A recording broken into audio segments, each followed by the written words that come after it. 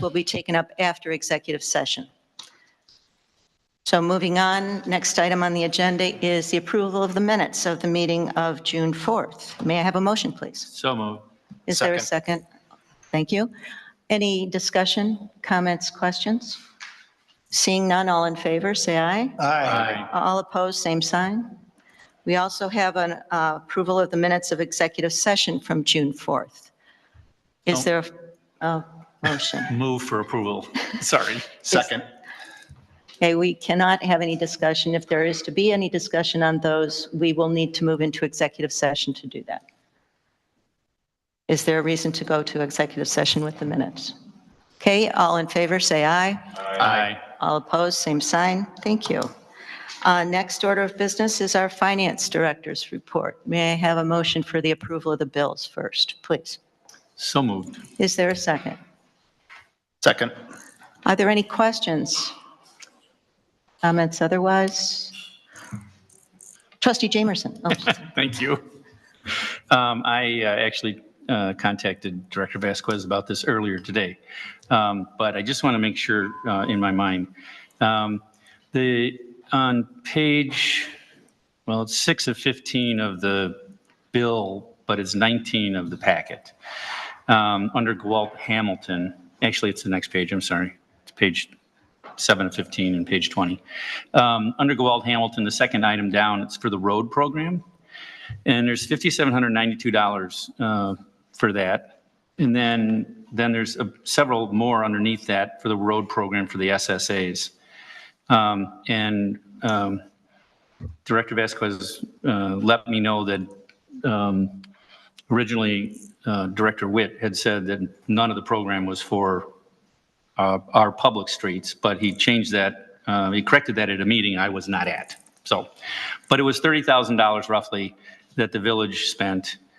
And it seems like the road, I don't remember what the exact amount of the road program was for this year, counting all the SSAs, but I think it was almost $200,000 if I remember, somewhere in that range. And we also paid a bill to Gwalt Hamilton the last meeting for almost the same amount of money. And I just want to make sure that their expenses are being portioned out evenly across the percentage of the costs of the SSAs and the village road program, that we're not taking the bulk of that. Got it. And I talked to Director Vasquez about that, and I think he's going to double check it. But I just wanted to point that out in public. No, thank you. Thank you for that. Our directors have been combing through the Gwalt bills very closely. I know they have, and they're much more, Yes. there's much more information than there used to be. So I really appreciate that. But I just want to make sure that we don't take a hit on helping the SSAs. Okay, thank you. Trustee Hollander, please. My memory indicates that we charge the SSAs a fee, both an annual base fee as well as a fee per household. And that was supposed to include much of the staff time that they spend on doing SSA work as a way to offset some of their time. I'm not certain that we ever took a percentage of any particular project as payment for staff time. It was, am I correct, Bruce, that we thought those monies would offset some of your legal fees, some of the staff engineering work that they did throughout the year, and that was the method we were going to use to pay for staff on SSA work. Okay, well, that may be changed, but that was the purpose of this fee.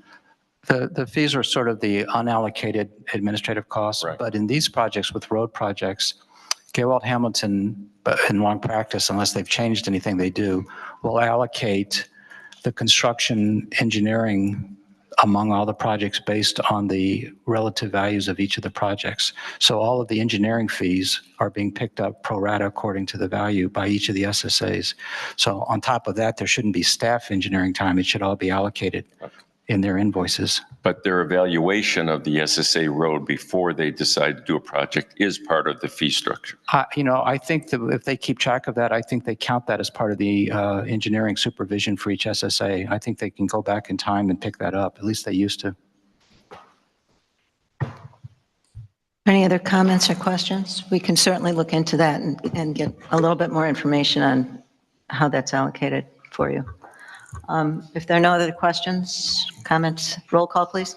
Trustee Eastman. Aye. Trustee Hollander. Aye. Trustee Jamerson. Aye. Trustee Smith. Aye. And Trustee Clayton. Aye. Motion passes. Director Vasquez, do you have a report for us this evening? Thank you, Mayor. Yes, I have a few items to bring up tonight.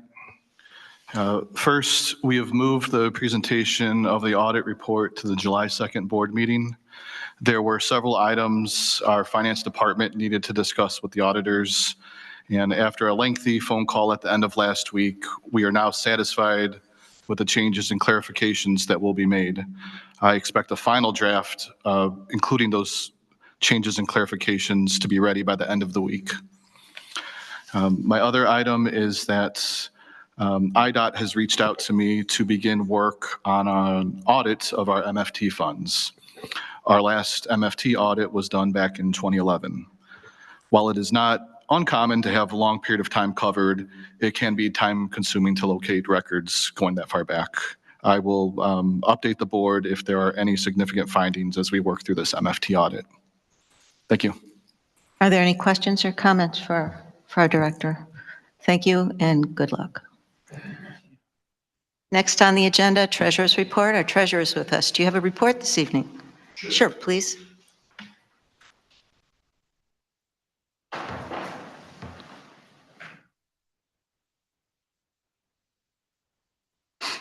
I won't go into too much overlap from last month when we had JP Morgan here, our Michael Kearney, to give you, hasn't been a whole lot of change, but we did have, I think we had about a $600,000 maturity this past couple weeks come due. We reinvested 3 different vehicles at an average rate of 5.35% in corporate CDs, which brings us up to the balance of about 40% in CDs. I misspoke on corporate. Then we have corporate paper at about 25%, municipals at 13%, treasuries at 12%, and other government services at about 10%.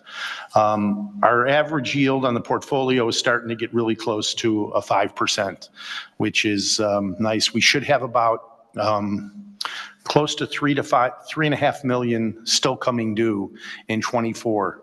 So if you follow what Mike said last time we were here about what their prediction is, I think we should be in a good spot to lock up most of these rates in the 5s.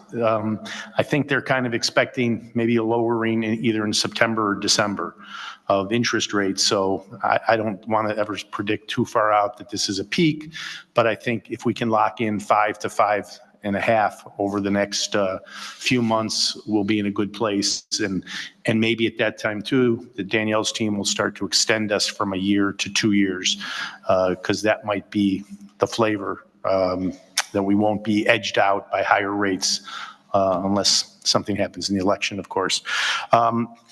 I did keep in mind to have the sufficient reserves available for the village. And I think, well, even after the purchases, we should have a little bit around 1.2 liquid in the investment fund outside of our normal operating funds and everything, should we need it for purchases or anything else. I'll keep that, I'll adhere to that during the maturity processes of the rest of the units. I think just to give you an idea, right now we're talking about a $370,000 cash flow from our investment. And I literally remember the days we were talking about a $10,000 cash flow. Yeah. So it's starting to be, I know it's not replacing sales tax, but it's nice to have income coming from these investments. And we're keeping it all in the investment fund rather than transferring it into the operating fund, because the operating funds are growing large enough that we don't need them to intertwine. I think that's it. And we will certainly keep you up to date, Director Vasquez, and I will keep you up to date on cash flow needs as we get closer to the purchase and some of these arrangements are. We need very little window settling out. time, so it Perfect. should be transferred in 24 to 48 hours. Perfect. Are there any questions for our treasurer, please? Thank you. Thank you very much. Thank you. Director of Community Services report, Director Witt, please. Thank you, Mayor. Just a couple of items. Pleased to report that the water main replacement project for Saunders Road is complete.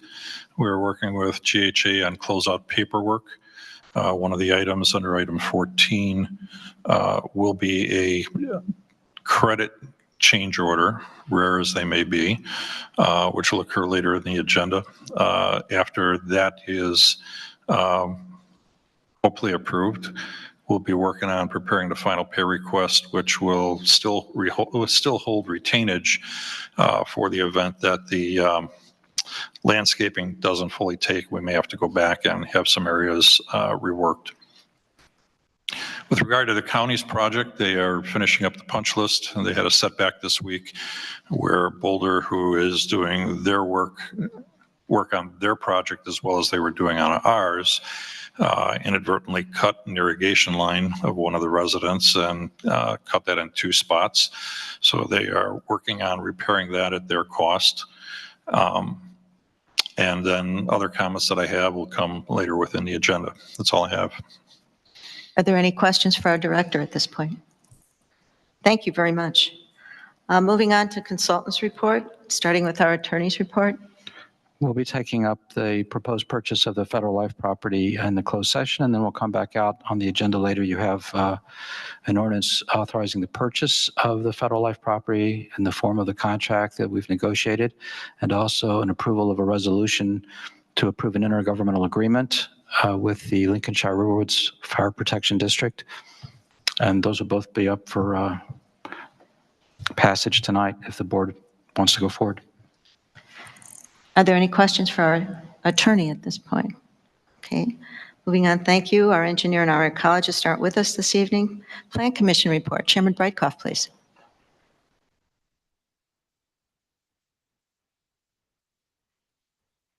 Good evening, everyone. At the Plan Commission's June 6th meeting, we approved a recommendation for the combination of 2 parcels into 1 zoning lot for Consolidation. consolidation of 2 parcels into 1 zoning lot for 1400 Woodland Lane and 2141 Woodland Lane North. We also discussed proposed revisions to the residential planned unit development ordinance in general. We were given a draft at the meeting for discussion at our next meeting, which will be July the 10th. And that's the new date because we won't be meeting on the 4th of July. I haven't had a chance to read the draft yet, but from the presentation by Attorney Huvard and Tesca Associates, I understand that we would be setting a high bar to allow a residential planned unit development. Excellence in design is the minimum standard for approval. For modifications to density, we would expect a specific public benefit in the design, such as sustainable design, green roofs, and possibly EV charging stations. So I look forward to reading that draft. It sounds very interesting. And that's it. Are there any questions for our Plan Commission? Trustee Hollander, please. Would there be any objection to maybe having the board have a copy of that draft as well? Since it's probably going to be fairly extensive, and this is, I'm sure, going to take a couple of meetings on the Plan Commission. Some of us may want to read it or attend the Plan Commission at that time. Sure. I think it's a don't have any public- problem with that. Yeah, public document, I believe, at this point. Thank you. Are there any other questions, requests? Thank you very much. Next item of business is the report of the Zoning Board of Appeals. Chair Greditor, please.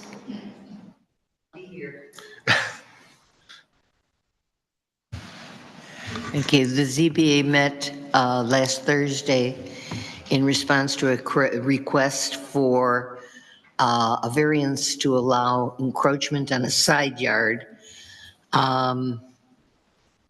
actually a 20-foot encroachment onto a side yard of a property on, and I didn't bring the address. What's the address? 1965 Saunders. Thank you. Which is an interior lot. It's a long, narrow lot.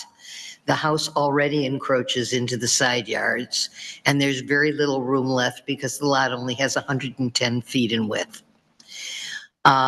Behind the house is, within feet of the house, a wetlands where they can't put anything. And even if they could, there isn't room on the sides of the house to bring a driveway alongside. So the only place that a garage would be able to be sited is in front of the house and encroaching 20 feet into the side yard. ZBA discussed all of the factors that make this virtually an impossibility to place anywhere else on the lot. And we do recommend that this variance be approved and that applicant be permitted to put his garage in front of the house, kind of to the side and 20 feet into the side yard. That's all I've got. Any questions for our chair at this point?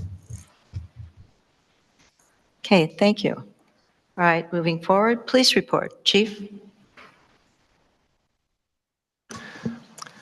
The police activity year-to-date is in the packets. It'll also be in the newsletter with the minutes this weekend. Additionally, I did have another successful flock hit. Those are the license plate reader cameras, for those of you who aren't familiar with flock.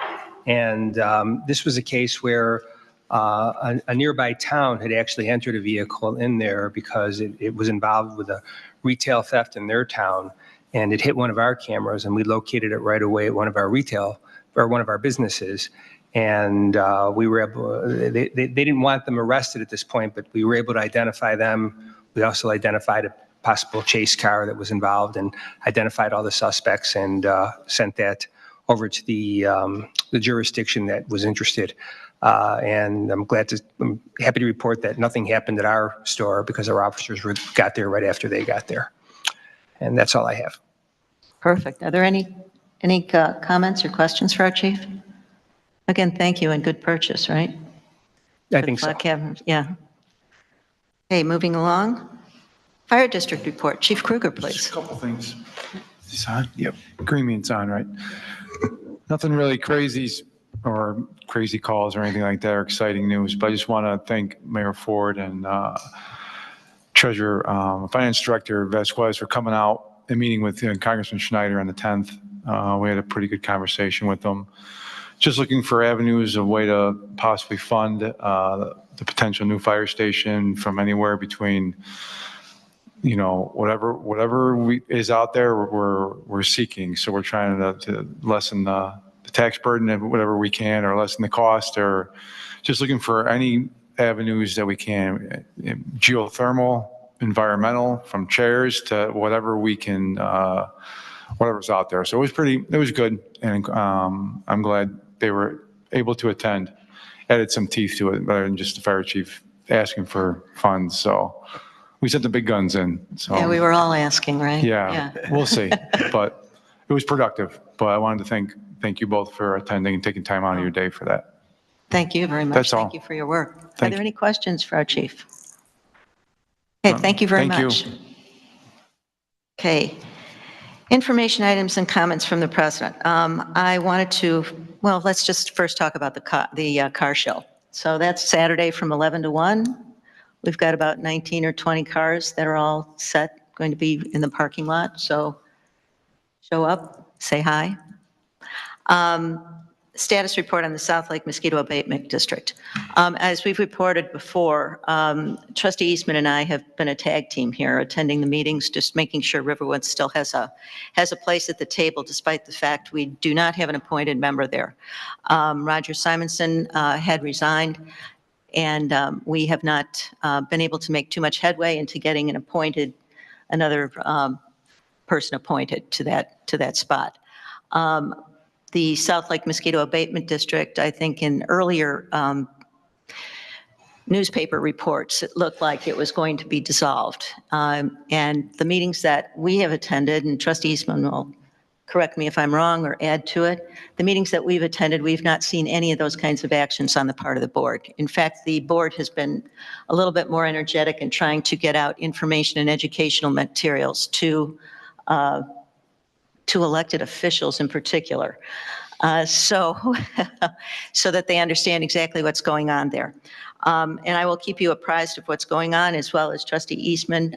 Again, we intend to attend each and every one of those board meetings. We're not scheduled. We're trying to meet with Ann Main in order to get our appointee, someone appointed. Right now, we have Rich Kumjian has graciously offered to be volunteered for the position. So, you know, what are you going to say, right? Hi, Rich, can you do it? You know, we're hopeful that that can move along quickly, but we do want to be assured of our spot there because there has been talk about dissolution, and we want to make sure that that does not happen. Trustee Eastman, you want to add to that, please? No, I think that covered it well. I mean, I still think that that board is a vital service to the community, and I think this is a good path forward that ensures that our interests are protected on that board. It's hard for them to do something when we're sitting there, right? Okay, so do you have any questions about that for us, about that topic? Okay, then moving on to new business. Our first item of new business is the approval of a contract with Comcast for fiber communication service at village facilities.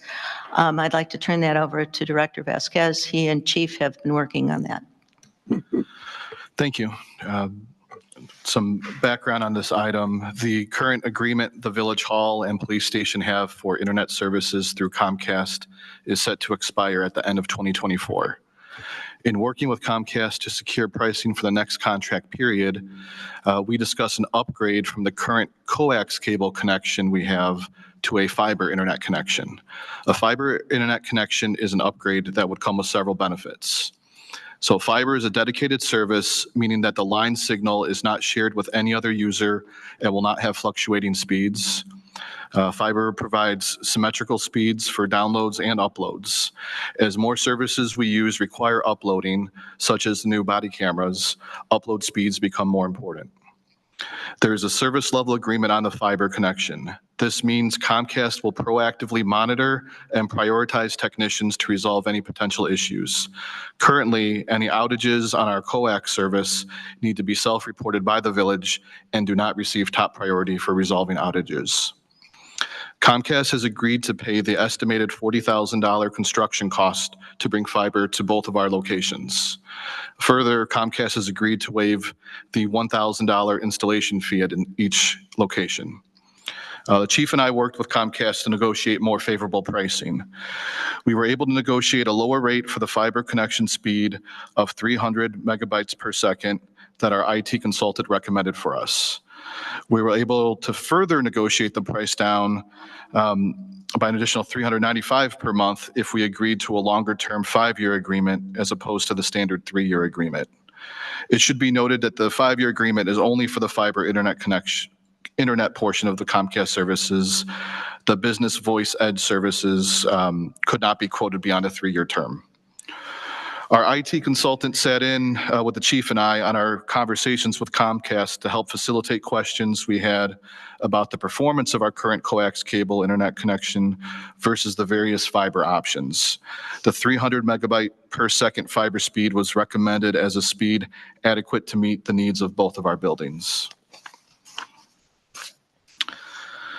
While the 300 megabytes per second internet option increases our total monthly costs by $510.95 over our current internet option pricing as of today, this is only an $87 increase from the cost of remaining with coax once the price increases in January.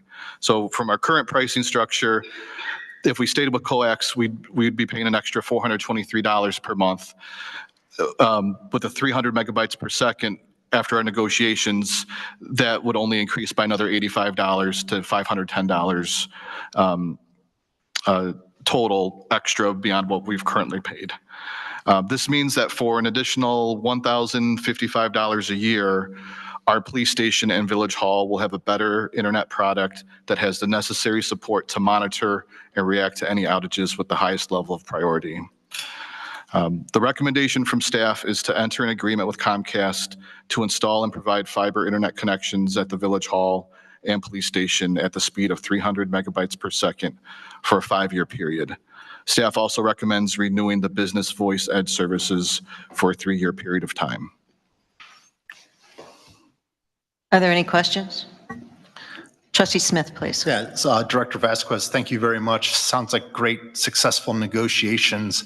I was wondering if you're able to benchmark the proposed, the third round of proposed costs against maybe like communities or things like that. I mean, do we feel like those costs are in line? Are they substantively higher, lower?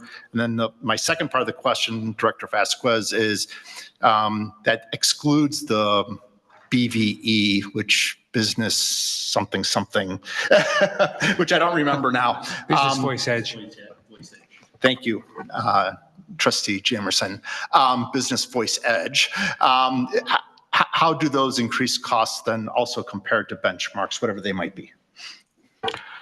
So I do not have benchmark numbers against what other municipalities are currently paying. Part of it would depend on where they are in their life cycle. I could certainly look into see what current pricing other villages currently have for similar speeds. And the reason I ask, right, is because they came down so much. It sort of makes me question the first number. It also makes me question the last number. That's all. So I did talk to we both spoke to the Deerfield IT director because we wanted to run some things by him, and because they also use Comcast. And when we told him that we were getting the installation fees, the construction fees waived, he was very surprised, and then we got the $1,000 for each location waived. I think he was surprised that we were able to do that also. So, you know, and we went over some of the numbers with him, and he seemed to think that we were getting a pretty good deal. Okay. Trustee Hollander, did you have something? No. Okay, I'm sorry. Trustee Jamerson, please. I can answer part of your question. We have Comcast at our office, and it's about $1,300 a month, but it's only one location. You've got 2 locations, and one of the reasons why the construction fee is so high is because they actually take a fiber all the way back to their central station, which could be 5 miles away. I'm not sure where Comcast is, but that's why that's so expensive. So if they made us pay for part of it. So you got a good deal. Are there any other questions? Is there a motion to approve the contract? So moved. Second. Hey, is there any further discussion? Roll call, please.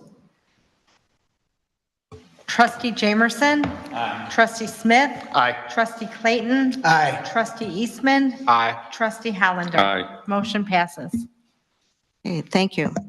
Next item of business is approval of an ordinance authorizing a continuing senior exemption from sewer utility service charge. May I have a motion for first reading, please? So moved. Is there a second? Second. All in favor? Aye. All opposed, same sign? Okay.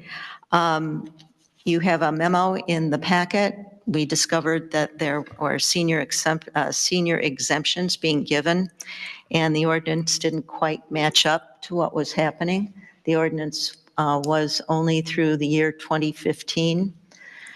Since then, there were a number of people continuing to get all of these total numbers are probably about 20. We're not talking about a great number of people.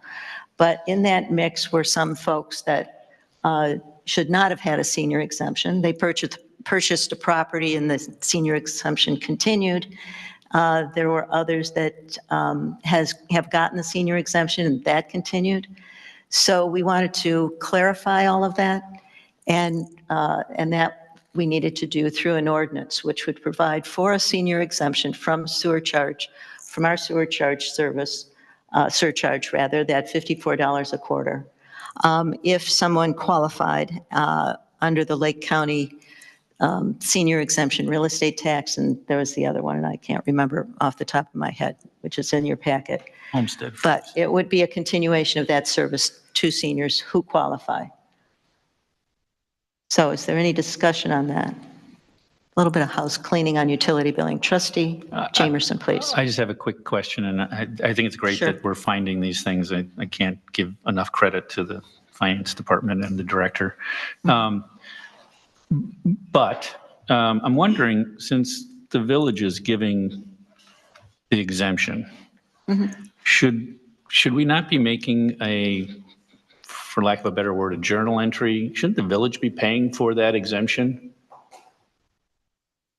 You know what I'm saying? It's $54 a month times however many people.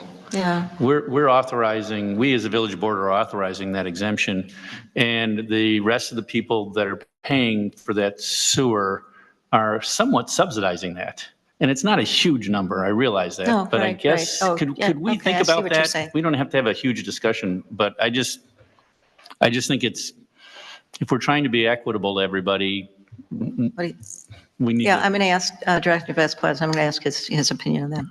We can look into that. So essentially, the idea is, let's say the number is $2,000 a year that the village would normally be getting into the sewer fund. You're proposing that the village subsidize that into From the the sewer general fund. fund into from, the- Yeah, if we're authorizing the exemption, I Yeah. think we should be Yeah. paying for it. I mean, right? I mean, does that make sense? Yeah, it does make sense. That's my only comment. Thanks. That's- Okay. I'm all for it. Okay, well, with that thought, that we would make that transfer from the general fund to the sewer fund. I think that's just the execution of it. I don't know that we need to amend the ordinance further. Thank you. Okay, then may I have Motion to trustee move. Howard, motion for With the- a second reading and approval. So moved. Is there a second? Sure, I'll second it. Is there any further discussion? Roll call, please. Trustee Hollander. Aye. Trustee Jamerson. Aye. Trustee Smith. Aye. Trustee Clayton. Aye. Trustee Eastman. Aye. Motion passes. Thank you. Okay, next item of business is approval of an ordinance authorizing the sale of surplus personal property owned by the Village of Riverwoods. This would be the police vehicle. Do I have a motion for first reading? So moved. Is there a second? second. Any discussion? All in favor of the first reading, say aye. Aye. All opposed, same sign. Is there a motion for second reading and adoption? So moved. Okay, roll call, please. Trustee Smith. Aye. Trustee Clayton. Aye. Trustee Eastman. Aye. Trustee Hollander. Trustee Jamerson. Aye. Motion passes.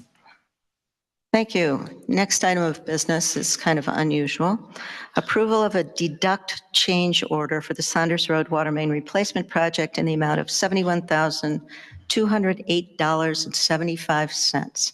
Director Witt, can you please explain this? Certainly, Mayor. We have to understand that this contract was put forth under unit pricing. So all the work that occurred, whether it be valves, hydrants, sections of pipe, the amount of backfill material, whatever, was all done under unit price numbers, which were bid through all the general contractors, and then Boulder was actually selected for the project. So in the bid documents, we have estimates of those quantities established by GHA. At the end of the project, we have to take a look at what was actually put in the ground. And what was established was that the amount of work based on the unit cost actually came in cheaper than what the original estimate was. So to reconcile the account, we're seeking tonight a change order in a deduct or credit amount of $71,208.75. Doesn't happen often, but I think we should take it. I don't think I've ever heard of. Now, wait a minute. As a contractor, I would just like to say we do occasionally give credits. Fine. No disrespect, sir. Okay, anyone want to make a motion? Sure, I'll move that we accept that credit. Is there any discussion at all? I have one question. Really? Direct- Trustee Smith, please. Director Witt, my only question to you is on the first two items, and then I think it's about the 13th item.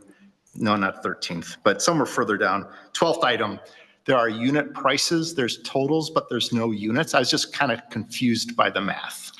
Which one are So we like, talking let's about? take item number 1 just as an example. Okay.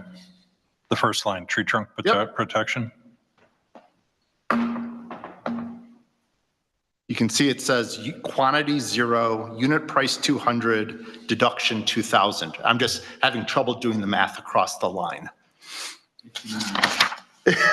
I'm sorry, I'm looking wrong page. I'm on like page 60. My guess is that the Six of- quantity amount should 56 be of 100 listed as something. 10.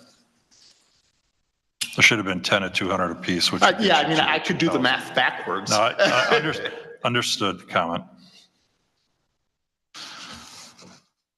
I think it'd just be beneficial to know what those, because then you go to like line 12, 4,800 at 80 unit cost per unit.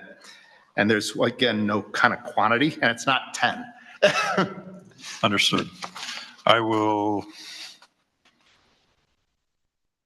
I guess what we could do is defer this to the next board meeting, because essentially what will happen is we need the change order strictly to reconcile the numbers.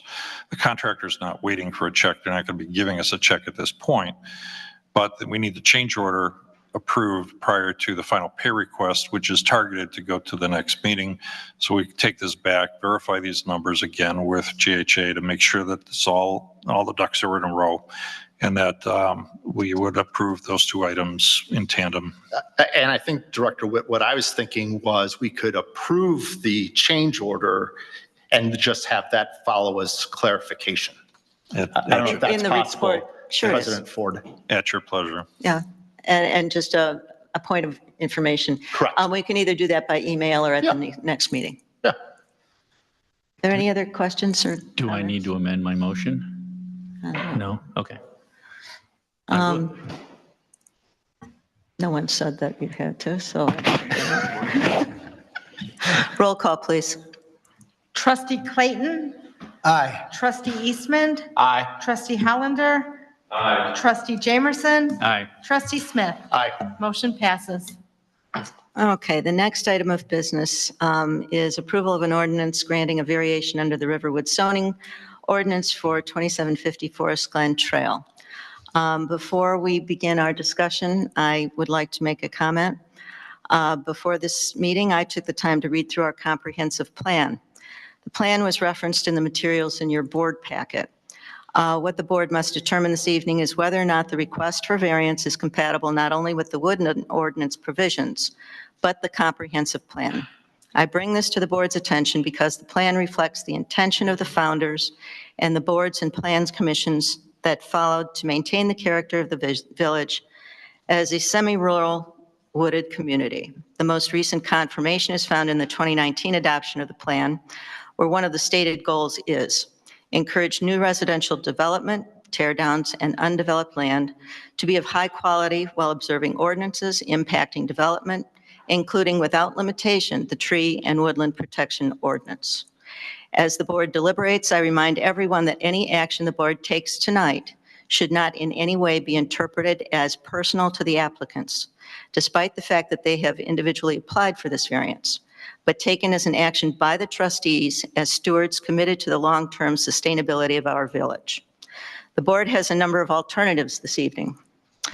The board may approve the variance as it stands, approve the variance with additional conditions, deny the variance, table the request pending further research, refer the application to the Zoning Board of Appeals for further review. I remind the board that the Zoning Board of Appeals, who has not fully appointed at the time of the hearing, since 2 members have been appointed and now there is a full zoning board seated. The discussion of the approval of the variance will begin with our director reviewing the documents in the board packet with comments by the village attorney as requested. The board will then have the opportunity to ask questions and discuss those documents. The applicant may address the board And following, there may be public comment. Public comment will be limited to 3 minutes per speaker and follow the rules posted for public comment. Following that, the board at that time may determine to take action. We all know how difficult enforcement can be, particularly of our woodland ordinance, and after-the-fact enforcement does not cure damage. The board's action tonight, in my opinion, will have an impact on the actions and expectations of future and current residents. We will now take up item 14G, and I will ask our director to review the reports, please. Thank you, Mayor. I'm not certain that this agenda item really needs any detailed introduction, but in summary, it is a request for approval of a variance to allow an amount of removal of protected woodland above the 20% threshold in the ordinance for the undeveloped lot at 2750 Forest Glen Trail. In your packets tonight, you'll find several items. Number one, the ZBA's report to the village board with attached exhibits. The report is proffered by Chair Granitor. Attached to that report is the staff report, which was initially submitted to the Zoning Board of Appeals to give background to the case, and a copy of the approved minutes from that hearing. The second item that's there is a legal memo from the village attorney, which provides, amongst other things, a background history of the tree and woodland ordinance. And the third item is the form of ordinance, which has been prepared in the event that the request is granted tonight. Just a couple of comments.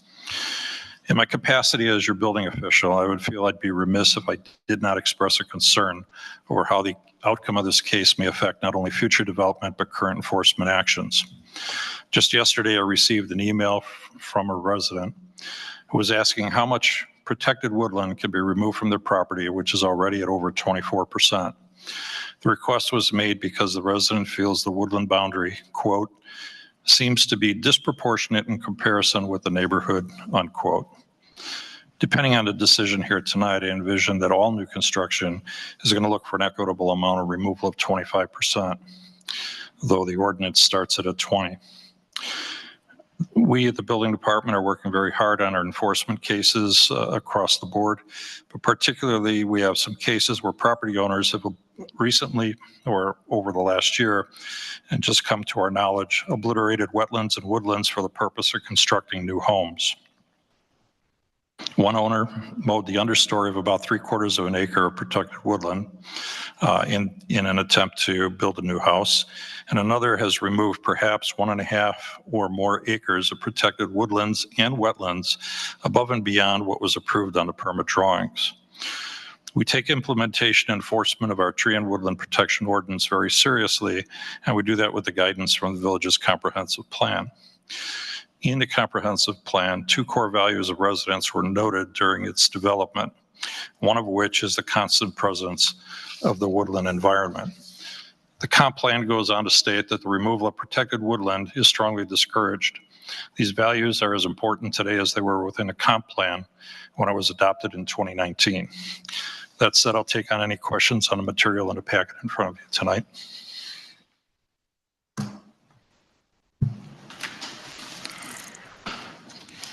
I think, okay, Trustee Hollander. In your opening remarks, you mentioned that the board was not fully populated when this went before them. Is that correct? That we added That's 2 members? My question is, the number of individuals on the zoning board that recommended approval, was that a majority of what would be a full board or a majority only of the board as it was constituted? I don't remember the number. Was it 3 or 4? 4 members were present. There were 3 commissioners, 1 chair, and I believe that's a quorum. So 3 members approved it, which would not represent a majority of a full board. Is that correct? Correct. Okay, thank you.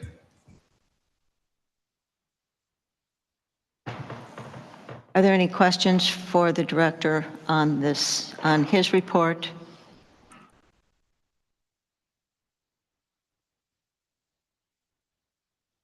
We'll have our attorney go over some. Well, I some just, issues here. I don't really have prepared remarks of any kind. I just Okay. will point out, I mean, maybe I'm repeating what the mayor said.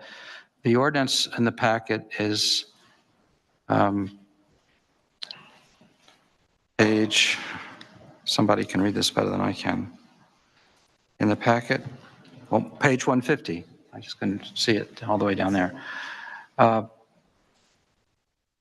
a legal perspective, as the mayor said, this board has received the report of the zoning board with a favorable recommendation of 3-1.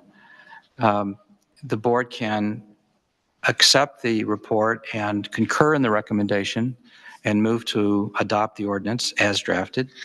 It can move to adopt the ordinance with modifications. The board can move to not concur with the recommendation and deny the ordinance, basically not accept, not pass the ordinance, or the board can refer the matter back to the zoning board.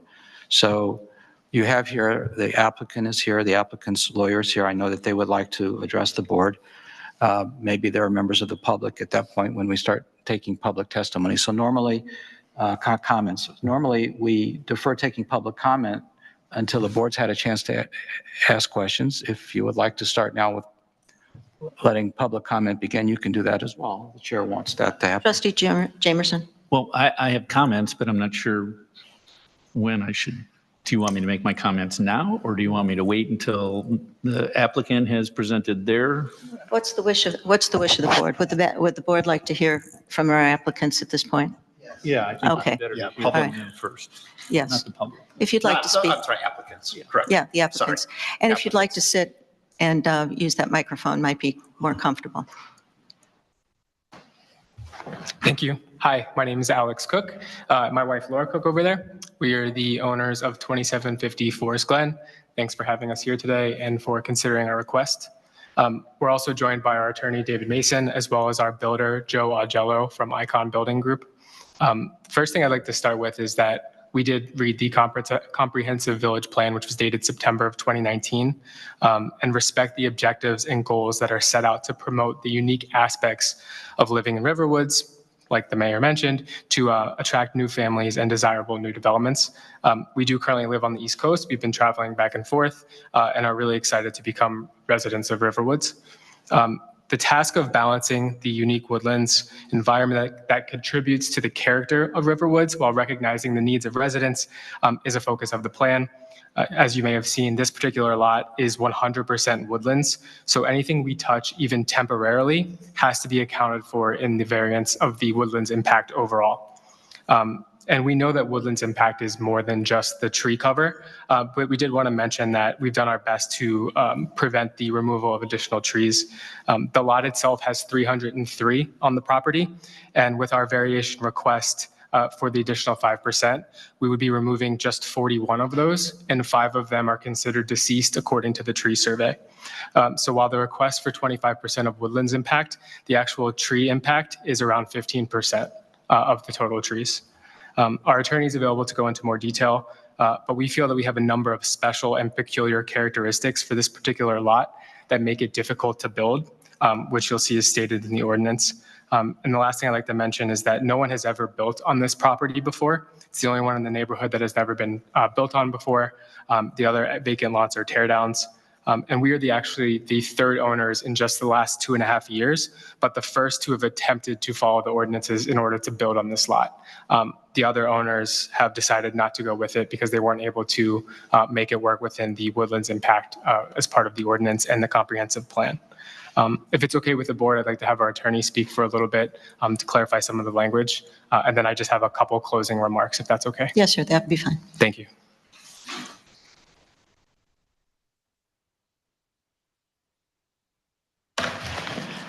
Good evening. You'll excuse my voice a little bit. My name is David Mason, and I am counsel to Alex and Laura Cook. I heard both the mayor and Director Witt mention a concern for precedent, and I very much understand the concern. I would hope that in viewing this matter in the context of precedent, you believe that you are only setting precedent when dealing with properties of this unique nature and that a favorable decision would not immediately open the floodgates for all requests for 25%. This property is very unique. We believe the special and peculiar characteristics of the property consist of the fact that it is 100% protected woodlands.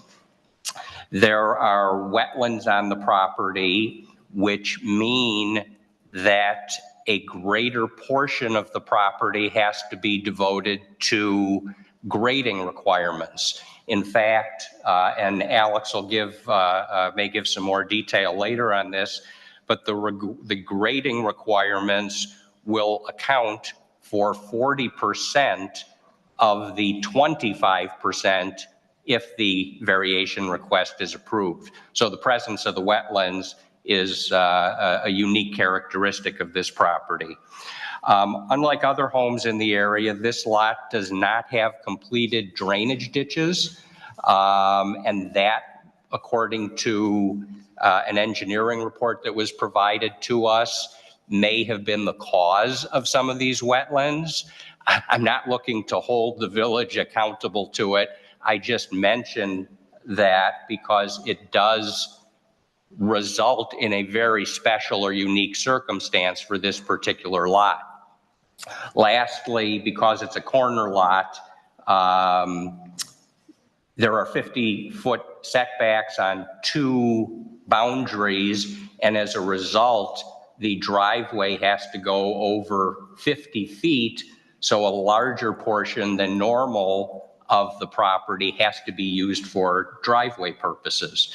So when you consider precedent, I hope you are viewing it in the lens of, yes, you are creating precedent for 100% woodland lots with unfinished ditches, with wetlands, and with 50-foot setbacks on two sides. But I do understand some concern for precedent. I want to take a moment as you folks deliberate to correct a few things that were contained in the minutes of the Zoning Board of Appeals and in the report of the chair. In the minutes of the May 9th meeting, the chair is quoted as referencing the applicable standard as that of extreme or significant hardship. Ordinance 9-11-6 states that a variation is to relieve a particular hardship or practical difficulty. We are very confident the chair did not intend to mislead anyone, but we do feel it's important to point out the correct standard to this group.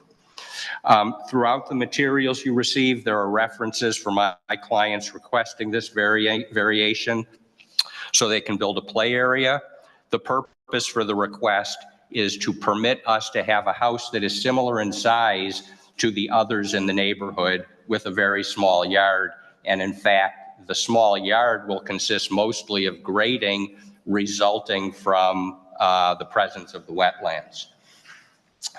In the chair's report, there is reference that could be interpreted to state that my clients want to build a 5,800 square foot home. That is not accurate. If the variance is granted, the home will be at about 3,400 square feet. The chair's report states that a request is being made in part to accommodate a generous driveway. Please understand that the size of the driveway is dictated not by my client's desire for a long driveway, but instead the driveway must be a length because it has to traverse the 50-foot setback. So please consider these corrections to what I believe are mistakes in the materials you have. In closing, appropriately, the conversations to date have focused on preservation of native trees and woodlands, but we hope that it doesn't get lost that an intent of Ordinance 9-6.4 is to ensure that the property owners can enjoy a reasonable return on their properties and maximum latitude to use those properties in a manner consistent with the applicable regulations. The variation option provided in Ordinance 9-6-10 is a smart and ideal mechanism in the code to permit this board to balance and compromise these sometimes competing goals. That was the extent of my remarks before I heard some of the introductory comments. I'm a little bit concerned about the possibility of sending this back to the Zoning Board of Appeals solely because there weren't members seated. If there weren't members seated, what was the point of having a meeting? If there's always vacancies, do you always reconvene the group? So please consider that as you deliberate. I'm certainly available for questions. Trustee Hollander? I heard something tonight that I didn't read before, that there were 2 owners of this property. You're the 3rd owner, is that correct? And did you say that the first 2 owners chose not to build on it because they could not build what they wanted due to the ordinance? Is that correct? Correct. Just in the last 2.5 years, as far as the records that we have. So is it okay to ask a question at this point in time? Yeah, I think that Director Witt may have some insight onto the owner, particularly the last owner. Thank you, Mayor. According to county tax records, this property was owned by Warren R. and J. Sedlacek. They were trustees of the property from 2002 to 2013. From 2013 through 2021, P. Sedlacek and M.S. Reimenschneider, trustees again, but appears to be within the same family, had owned the property. Property was purchased in September 21 by Barry S. Scher, owned the property through April 2023. In April of 2023 to 2024, April of 2024, property was owned by Brett Emelfarb. And then the current owners, the Cooks, purchased in April of 2024. My conversation with Mr. Emelfarb is that now we have to understand this property was owned close to 19 years by parties that never came forth to the village to construct on the property. Mr. Scher never came in for an application. There's nothing on record. Mr. Emelfarb expressed to me directly that he had several concerns as to why he did not go with the property. One being that the size of the house he wanted to build was a roughly a 5,000 square foot ranch style home with an outdoor pool, which would never have been supported on the property. But the real reason for it is he was not happy that the village would not let him clear cut all the trees in the public right of way along the roadway in order to construct drainage ditches around the property. May I ask one more? You certainly can. Attorney Huvard, please. Just as Director Witt, as a point of clarification, the report shows wetlands in the corner. I understand that there's no wetland buffer required. That was somewhere in the staff report or someplace that our wetland consultant said because of the size of the wetland, there's no wetland buffer required. Okay. Hold on one second. I just want to get my question out. When I heard the term that because of the wetland there would be grading, I was thrown off by that because normally when there's wetland, you don't touch anything. So if you can maybe shed light on that, and then we can let the applicant explain. I just didn't follow that. Surely. I think within your packet there is a site plan, small as it is, indicates the area of the delineated wetlands. There was a report that was done by the applicants or through the applicant's builder. Their engineer made a determination that, yes, we have established that there are high quality wetlands on the property. 2 things of note. Number 1, the areas that were delineated are wholly within the 50-foot setback for the house. So the wetlands did not impact the location of the house, in my opinion. The engineer that was hired by the applicants made a determination. They went through the watershed development ordinance and looked for the exceptions to the rule that could be applied to this particular case. His determination was that there was no setback requirement for the wetlands because of these established exemptions. That report and his findings were turned over to the village's wetlands consultant, Jed Anderson, and he concurred with that.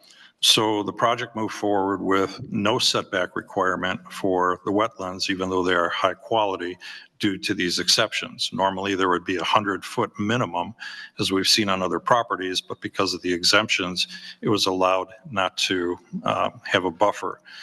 My belief is that the grading is actually just trying to get the house up to an elevation consistent with and above the level of the street.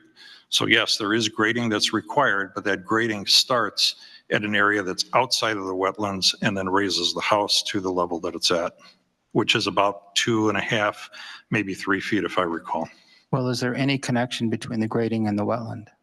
There is no grading occurring in the delineated wetland area. Oh, okay. There is none shown on the drawings to occur in that area. Sorry, if I may speak.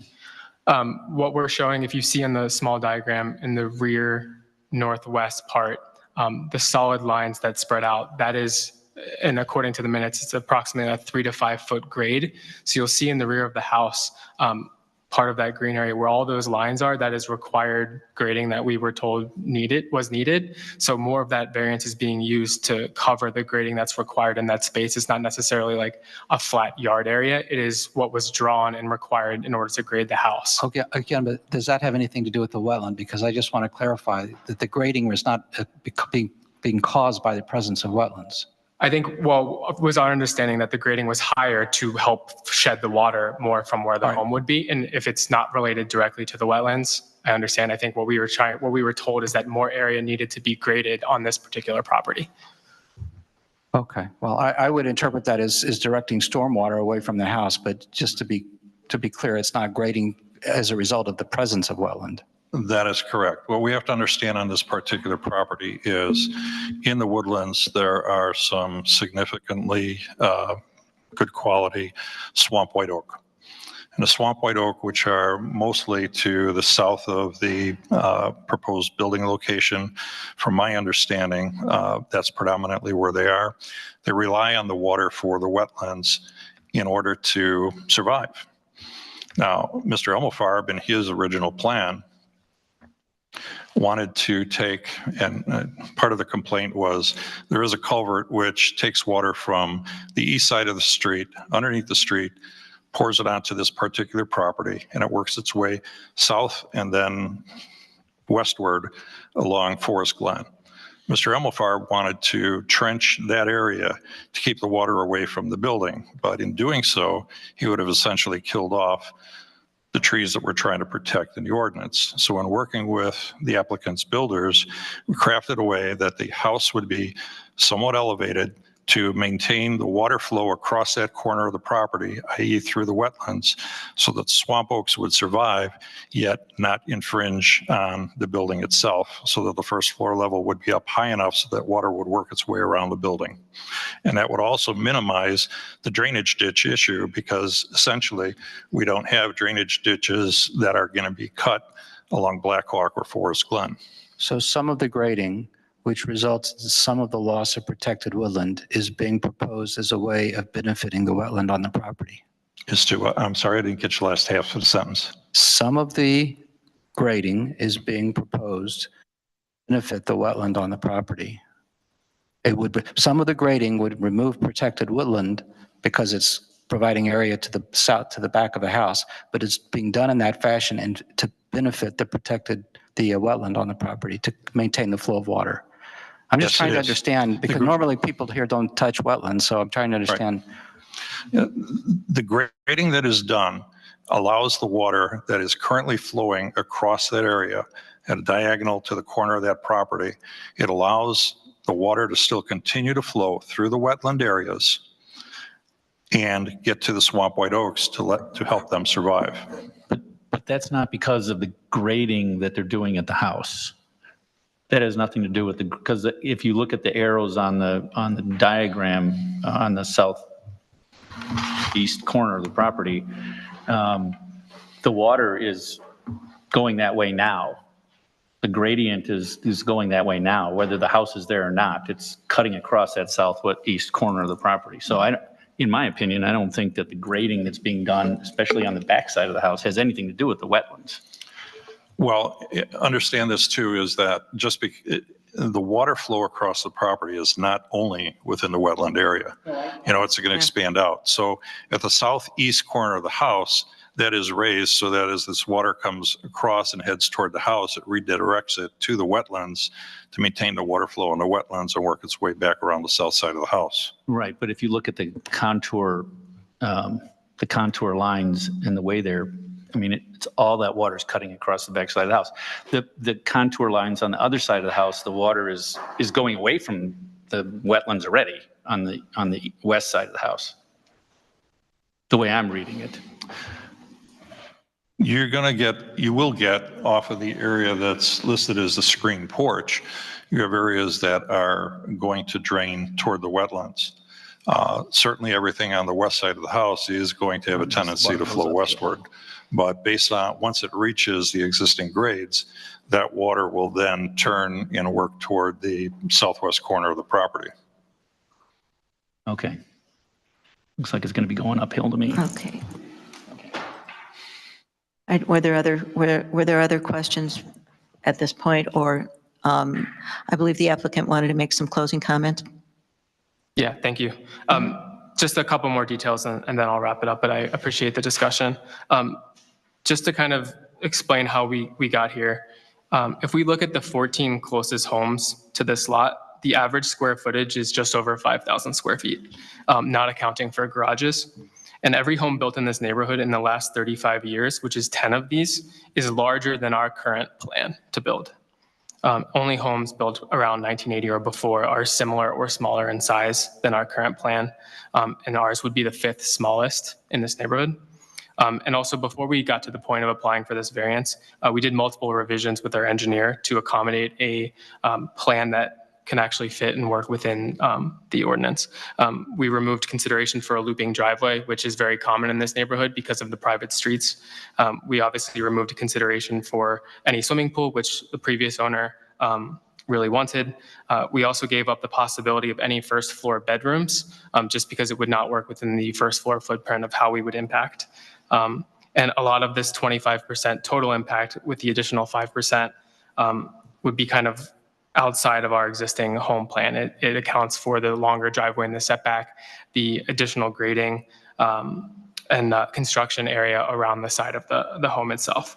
I think it's, in our opinion, given the size of the house that we're trying to build in this neighborhood, we think it would be pretty difficult to find an owner who would be willing to build a home small enough to fit within the existing 20% impact due to all of the peculiar characteristics of this lot. Our builder, Joe, is here if you'd like to ask any additional questions, but we have received support from multiple residents in this neighborhood who saw the signs we posted and the letters we've handed out and written that said they've been hoping someone would build on this lot for a long time. So we just want to thank you for allowing us to explain why we feel it's appropriate to be granted this additional 5% and that the recommendation provided by the CBA board be approved. Thank you. Trustee Hollander. Did Steve Zimmerman take a look at this at all, give an opinion as to what they're looking to have a variance on? Steve Zimmerman is our village ecologist. That is correct. And Jed Anderson is actually our village wetlands consultant. Staff met several times in pre-planning meetings with both Mr. Anderson, Mr. Zimmerman, the village engineer, and myself. We met several times on this with not only the applicants, but mostly with the builder at Village Hall to go over the requirements. We started this project January 3rd, I believe. I got the first phone call on this by February, early February. We had our first meeting. We met in February, I believe March and in April. If I recall that correctly, I could be wrong on dates, but we have met several times as a group going over this project. Would you be able to tell us what our ecologist's opinion was on this? Not succinctly, but they each looked at this. The major concern here was the life expectancy of the swamp white oaks, because we are looking at some high quality woodland and we're looking at very high quality wetland areas that cannot be recreated by a contractor coming in doing plantings, because the type of the undergrowth that is here is not available commercially to be able to ever attempt to restore. And then compounding with the fact that any of the ground that's trampled or compacted, I should say, through construction process would never be able to be returned to woodland quality due to the compaction of the soils. So both of the consultants, as well as our village engineer, have reviewed this drawing and have approved this to move forward for the request. Thank you. And if I could just add, recall that the woodlands aren't simply the trees.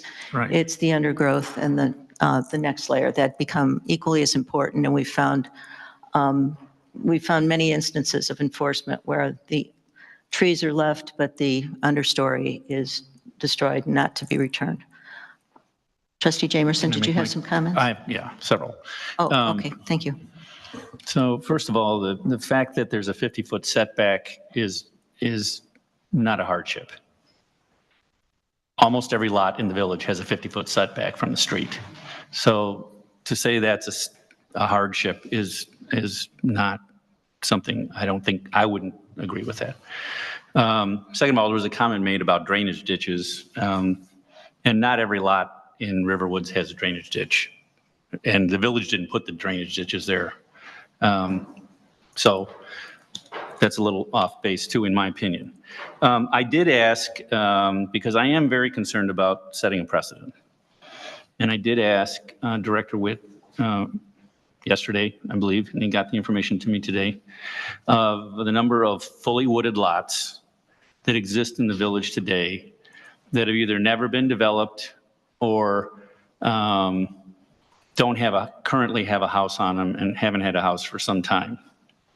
And the number of properties that came up are 19 to be exact, not counting Walters Kluwer, which is a whole different situation. But many of these lots could be subdivided. And so we could have the same issue come up again and again and again. And I'm very concerned about that. I was on the board when we passed the Woodland Protection Ordinance, and I'm very proud of the Woodland Protection Ordinance. And as you heard from Director Witt, we've had many instances of people violating our Woodland Protection Ordinance. And we're very proud of that. So I am not in favor of granting this variance. Madam Mayor. Yes, Director Witt, please. If I may, I'm sorry, Trustee Jamerson, but I'll make a slight correction in your numbers. The report that I gave you did include 14 properties that are fully wooded and essentially either not been developed ever or not having had a home on it since 2012, 2013, or 2004. There were 3 properties as such. There were 5 additional properties that were sizable enough with enough woodlands in an area where properties could be subdivided into additional lots over time, where they had access to streets, potentially utilities, not all, necessarily all, but then not all of our properties have utilities. Those 5 did include on this list, Walters Kluwer is on there. The total property acreage for those 5 properties alone is just over 66 acres. So there is a potential for this to be repeated at the scale of this property at least 66 more times, just on those 5 properties by itself. That's true. Thank you for that clarification. Makes my point even more important. Are there any other comments from the board? If the public wishes, I'm sorry. Trustee Hollander. Could you maybe explain your thinking on when you bought the property and you were aware of the woodland ordinance restriction? Were you anticipating, and you may not want to answer this, but were you anticipating a variance in order to get the property built, or did this come up after the fact? Because normally when you buy a piece of property, you want to put a building on it, it normally has to meet whatever ordinances there are in that village. So I'm curious to know what the thinking was when you purchased it and decided to build on it. Did you know that you need a variance? Sure. So we were aware of the ordinance, and the language that our attorney reviewed was hardship or practical difficulty due to peculiar characteristics on the one part. The thing that was news to us was that within the village of Riverwoods, there is a construction fence that is required, and all pieces of the Woodlands impact includes everything that is temporarily done to that property. So for example, there's a construction fence that has to be around the perimeter of where the home will be, as well as like an additional 10 feet or more where it's required for construction vehicles and personnel and backfill soil and lumber and everything like that. What we were not aware of is that the variation or the woodlands impact that we request has to account for everything that could be used or needs to be used during the construction of the property, not just what we would plan to use permanently. So that percentage the woodlands we were able to impact got incredibly small when we had to account for everything that would happen in that variance during the construction process. Director Witt. I would just like to add to that at the initial meeting that we had with the applicant's builder, the first submittal to the village for review and approval established that area within the construction fence to be 25, if not slightly under 25%. It has never deviated since. We have never seen a plan to go backward toward the 20. We've never started at 20. We were always at 25% on the drawings. Was the property owned at the time you first determined it was 25%? No, that's about 2 months prior, plus or minus. Prior to the property being purchased? Correct. So the property owner was aware that would not meet the ordinance before it was purchased? Is that correct? In other words, if you went to the village before you bought the property and you knew that it didn't meet the ordinance when you bought it knowing it didn't meet the ordinance, was hoping for a variance? Well, when we had begun the process with Director Witt and we were going through the purchase process, and we had started to submit our plans to review and had made some adjustments based on feedback. But we got to the point where we kind of shrunk our home plan as small as we possibly could to get as close to that 20% as we could. It was kind of the best we could do at the time.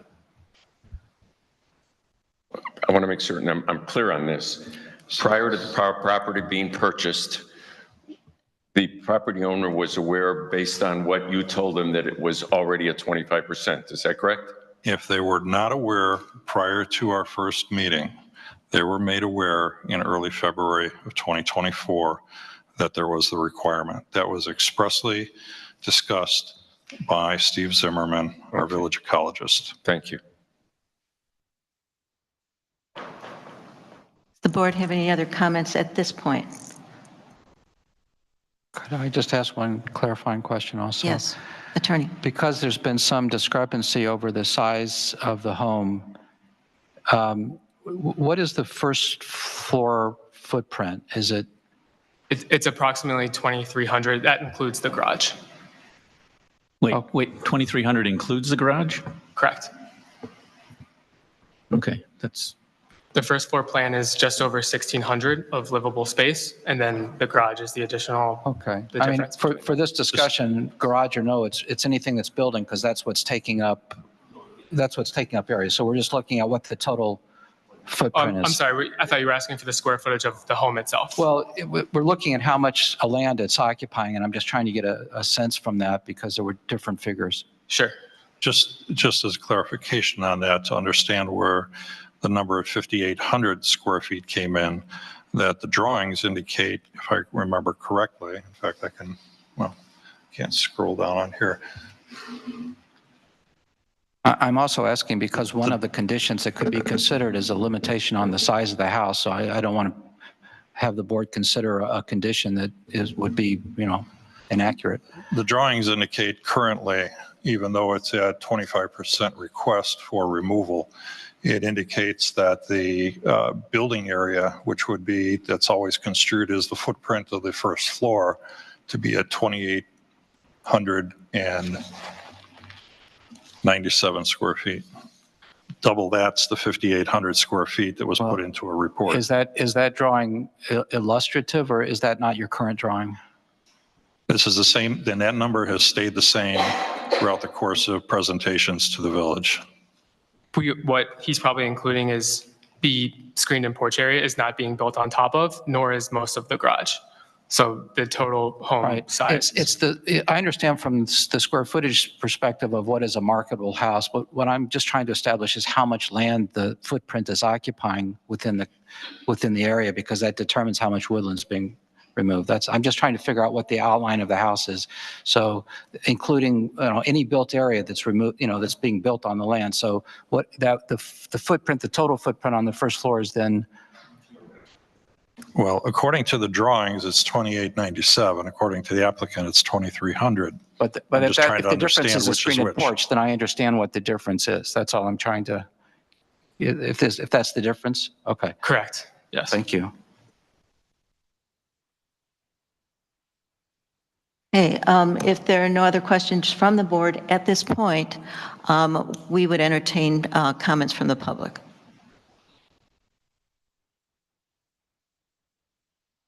If I may, before the public, certainly. absolutely, sorry about that. Again, my name is Joe from Icon Building Group. Our clients are Augello.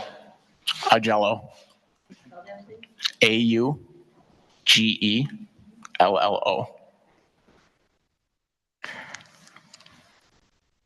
Good. Again, our clients are Alex and Laura Cook. And just a couple things I want to touch base on. And now that the square footage came up, it sounds like you guys just doubled the first floor, which in this case does not apply. You don't always take the first floor square footage and double it to get the total square footage. Typically the second floor, it can range, it can either get larger or smaller. So in this case, the total is not 5,800 square feet, just to correct that. Going back to the grading, in this case, I think there was a little bit of confusion as far as how the grading is applied here. GreenGuard is the engineer who designed the engineering for the home and the footprint. And what has been communicated is due to the wetlands, the grading did have to adjust. Typically, engineers like to raise the top of foundation of a home. Okay, so that's the height of your foundation. In this particular case, they lowered the foundation, which is almost level with the street, to assist with the grading with the wetlands in place. If the wetlands weren't applicable in this scenario, then the grades would be different. Are you saying that you had to grade more around the house to accomplish this purpose? In other words, the green area around the footprint of the house had to be, you could have left more of that undisturbed if it weren't for your desire to help the wetland areas. That and the heights of the grades too, to create pitch for proper drainage. If you didn't have to account for certain areas, you can have a flatter yard with less height changes in your grades. But the area around the house that you graded, whether you were doing this to help the wetland areas or not, is area you wanted it to be a surface for use anyway. I mean, so if there hadn't been wetlands, would you have otherwise made that green area around the house smaller?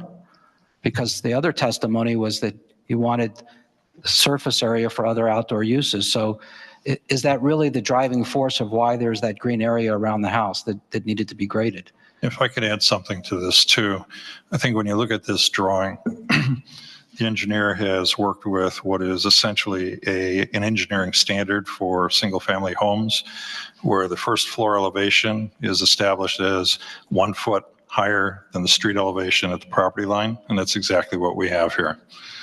So the wetlands may dip, but to keep everything up higher so that if the street floods to that level, it's not coming inside the house. It's standardly the one foot drop from the house to the street. I mean, I'm asking these questions because we have a lot of wetlands in the village.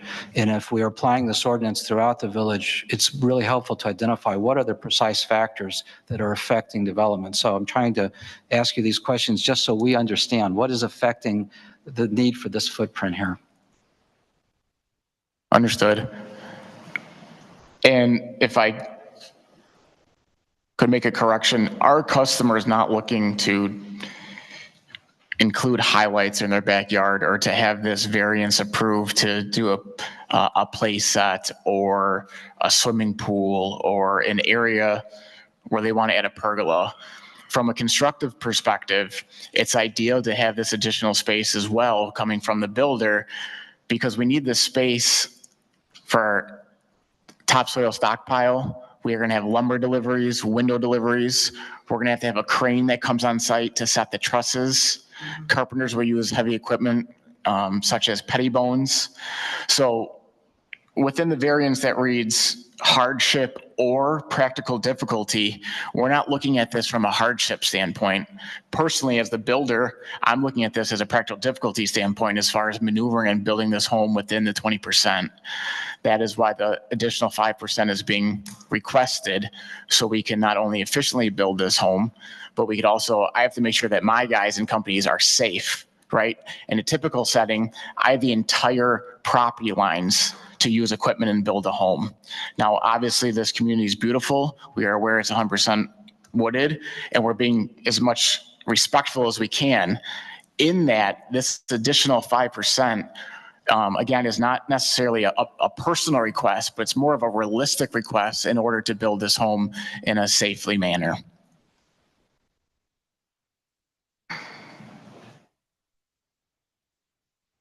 Are there any questions at this point? Thank you. Thank you. Okay, someone from the public, I see there's several people and we'll want to line up here. I saw Sherry Gratter's hand first. So.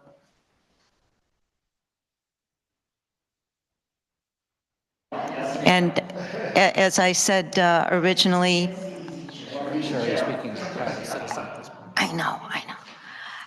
As I said originally, we'll allow 3 minutes per speaker for public comment. I really don't even need 3 minutes. Well, that's. One of the comments about what had been said during the meeting was that we talked about a play area. And if we replaced that with a yard area all the way through the minutes, we would have no problem with that.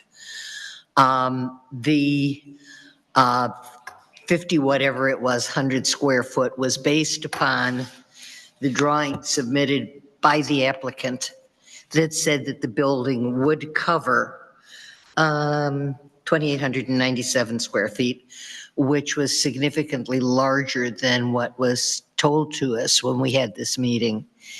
And thank you for talking about the screen porch, because nobody mentioned it, but it's still ground covered and lost. So I'm going to skip the whole first paragraph of what I prepared to say and just do the very brief second paragraph for you. The size of the house is not what needs addressing. The Woodland Protection Ordinance was created in order to provide maximum protection for the remaining woodlands of the village, and they have dwindled, and they are still dwindling. As the woodlands continue to disappear, their value diminishes, and one of the best aspects of the village disappears with them. The question to be answered by this board is whether to grant this variance or enforce the Woodland Protection Ordinance, unique to Riverwoods and important to our woods.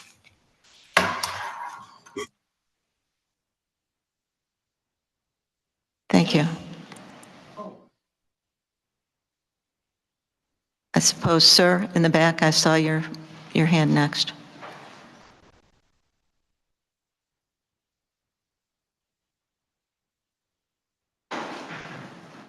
And please remember to state your name and Push the green button. and push the green button. Yeah. Thank you. Where it says push. All right. My name is Dan Mangan. I was a founder of the Hiawatha Woods Residents Association, which is where this property is located. I was also mayor of this village back in the early 80s, so I have some experience with plan commissions, zoning boards, et cetera. There are 4 vacant properties in the Hiawatha Woods subdivision, 2 of which are a disaster. Not kept up, unkept, and then there is one property where the owner decided not to build, but at least he cuts his grass and maintains the property, makes it looking nice. And then we have this exceptionally difficult property to build on. The drainage has never been an issue in that area. I walk this area every day with my dog, so I can see what's going on, and trying to place a house would be a blessing in this area. This is not a cookie cutter property where we're going to be involved in subdividing or doing unusual things with it. This is a unique property, and for unique properties, it would seem that that is why we may have to consider variances from time to time. So we would be, at least from my point of view, and some of the neighbors that I have talked to, not all, didn't take a poll of all the neighborhood, et cetera, but I've lived in that area for 50 years now. We started out with small 2-bedroom houses, and as was stated earlier, we now have houses surrounding the property, which are worth in excess of $1 million. So it would be a very good use of this property to see a sensible house built on a piece of property that is very difficult to deal with. And the property as it looks now as you drive by, to me, is not representative necessarily of the beauty of river woods and woodlands and woods, et cetera. It's getting overgrown. It needs some care and maintenance. Some of the houses around it are just lovely. And this would seem to me, from what I've seen so far, I have not examined the building plans, but would be a nice addition to round out the neighborhood on the 4 vacant lots that we have. And so therefore, from my point of view, I would hope that the board would consider this as a true variance, not a precedent setter when you look at the property, and would approve the variance. Thank you very much. Thank you. Are there next, Tim Bazard, please.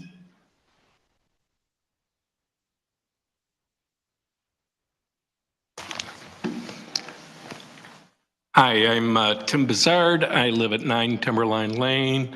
I'm a member of the ZBA committee, so I sat through this conversation and asked an awful lot of questions, as the minutes suggested. Really, I've sent a note that really outlines my thoughts. I just wanted to emphasize a couple of things that haven't been said. One is this is a less than an acre lot, which makes the calculation of the 20% a bit a problem to them. If it was a 2-acre lot, I would not have been approving it. There is a provision in here for this extra 5%. Somebody thought that this was necessary. I've racked my brain as to why that might be, and I think it really comes down to a math problem. If this property had 10%, or was a 90% covered woodland, they could build 18% on top of the 10% and have a 28% footprint on this property. If it was a 5%, they could get up to 24% under the code. What is particular to this is a 100% woodland lot.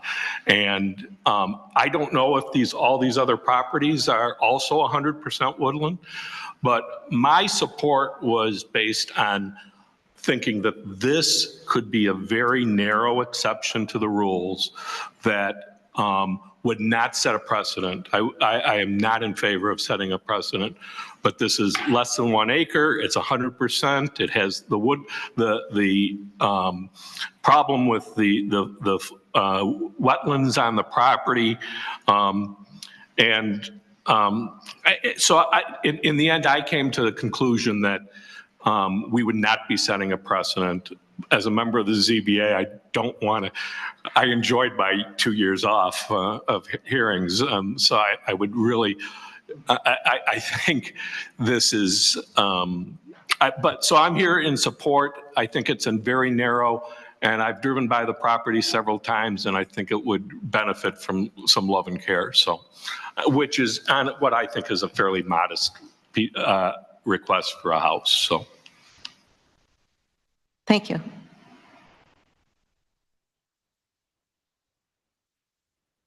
Hal? Why can't I call everybody by name? Hal Rosette on Crestwood Lane. I know we talked a lot of numbers, zoning, all the ordinances and everything else, but I'm looking at this from a little bit of a higher view. I've lived here for 33 years, and we have nothing but respect for our property and the lands here, and that's the character of these people that are looking to ask for a variance. Again, I agree with the zoning board. There's a variance for a reason. Not every case is going to get approval. Not every case is going to be denied. There's always a case-by-case example to exercise this 5% judiciously. The people that are living here, they want to live here. They want to be part of this community. They've shown nothing but respect for the village, for the ordinances, and the process.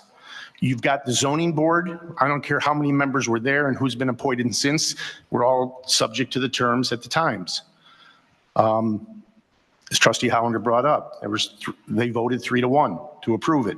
They brought in every official from the village that is an expert in this area.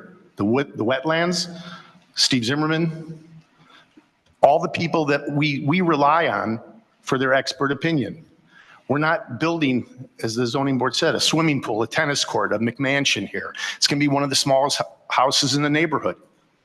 Not many people today want to build the smallest house in the neighborhood.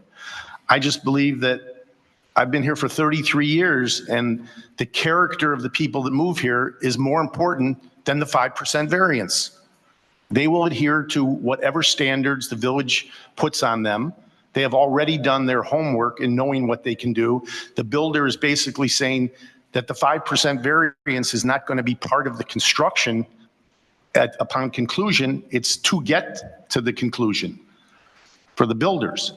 So I think that I agree that we have rules and ordinances, but part of the rules and the ordinances for the preservation is a 5% exception when the circumstances apply.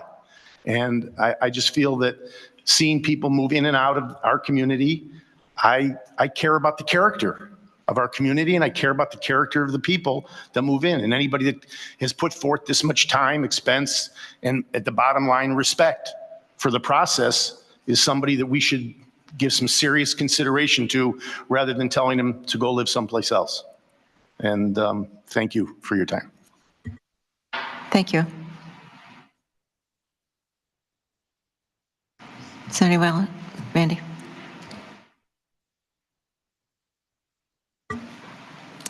Randy Merrill, RPC.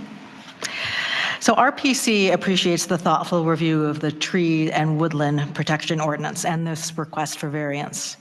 Although the board's decision to reject the request for variance will be very disappointing to the property owners, RPC hopes that the ordinance will be upheld and that the woodlands will continue to be protected.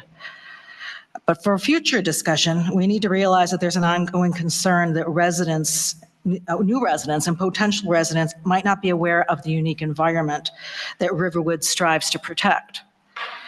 Have we established a way to communicate to homeowners that are thinking about selling that these ordinances need to be communicated to their realtors and then to potential buyers? So situations like this are very clear and may be avoided in the future.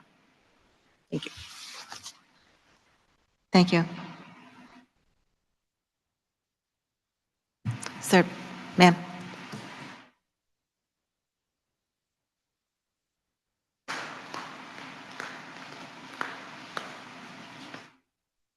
Do I have to press it? Okay.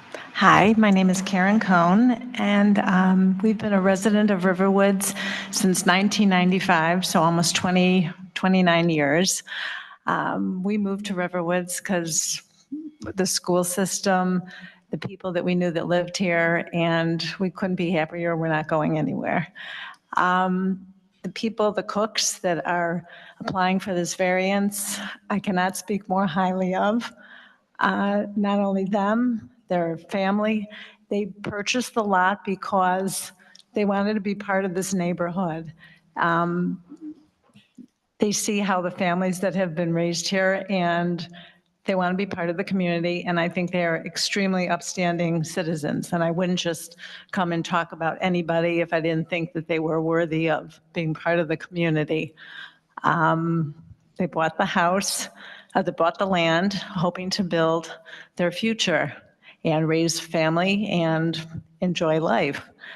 I don't think that this should be a precedence. I think what they applied for is a variance, and that's what should be taken seriously. This is a unique situation with a unique lot that is unfortunately not exactly how it was supposed to be when they envisioned it, but there's all kinds of factors before you're building a house and you don't know exactly what's going on, whether it's wetlands or setbacks or this and that. And I think that serious consideration should be given to their situation and their lot in their perspective, and not going forward or talking about what's going to be in the future with other lots and this and that. They actually, the builder, as he said, they take it seriously. He's talking about the 5 feet or whatever on the sides for safety purposes. I mean, that says a lot. Don't you want people in this community to be safe? I think that they're very caring, and I would strongly recommend that the board consider their application for a variance. Thank you. Thank you.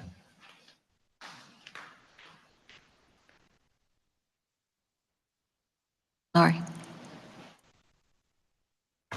Lori Breitkoff. As a 37-year Riverwoods resident, Vice President of the Riverwoods Preservation Council, Co-Chair of the Sustainability Task Force, and Chair of the Plan Commission, I personally believe granting this variance does not satisfy the standards set forth for a hardship exception. It is not a hardship to have a house without a yard. Many Riverwoods residents have no yard. It is not a hardship to be unable to build a 3,400 square foot house in the middle of protected woodlands. Riverwoods continues to be precious, unique, and beautiful because we have the protections of the Woodland Protection Ordinance. The hardship exemption should only be used for extraordinary circumstances, which this request is not. Thank you. Is there anyone else from the public who wishes to address the board at this point? We can continue our discussions at the board level at this point. If there are points that have been brought up by the various members of the public, or if there are other questions you wish to ask. Trustee Hollander. Yeah, my major problem with this is the sequence of events, in that a potential homeowner comes into the village and says, I want to buy this piece of property and I want to build a house on it. And they present to the village the house they want to build. The village then says, the house you want to build does not meet the requirements of the ordinance. You will need a variance if you build this house. Then purchase the property on the hopes that the village will give you the variance.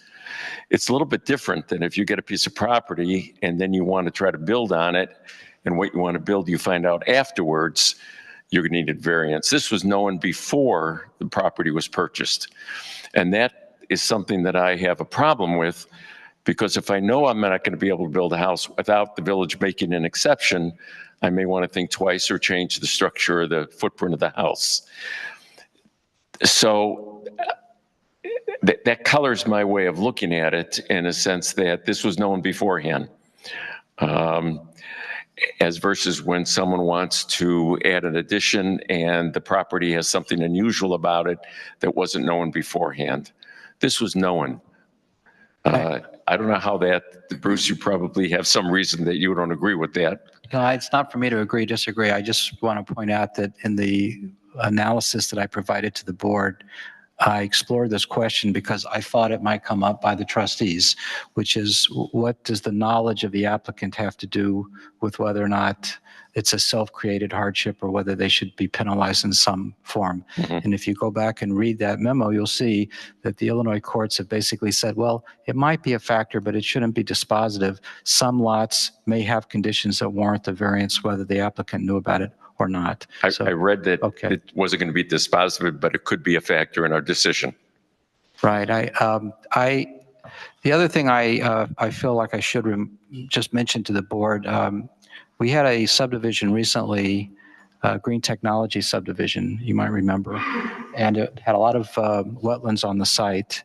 And it was at the instigation of the village engineer that we required the petitioner to create a 10-foot buffer around the house. They had shown wetland area, native area coming all the way up to the house. And the engineer said, no, they really ought to have a band around the house for maintenance, for certain things. I don't know if she mentioned fire hazard, but so in the interpretation of the unique factors here and how a house is situated, I understand, and I understood what our Plan Commission chair said, that not every house has a lawn, but I would think that with most new houses that are situated in protective woodland, it would be normal to expect, especially because of the effect of construction, that there would be a ribbon of area around the house of something other than just, native plants. I think it would be, since we even suggested this to an applicant in that subdivision for that reason, and then that's why I was asking the question. It would seem like that you would expect, even in the middle of protected woodland, that there'd be some way to walk around the house,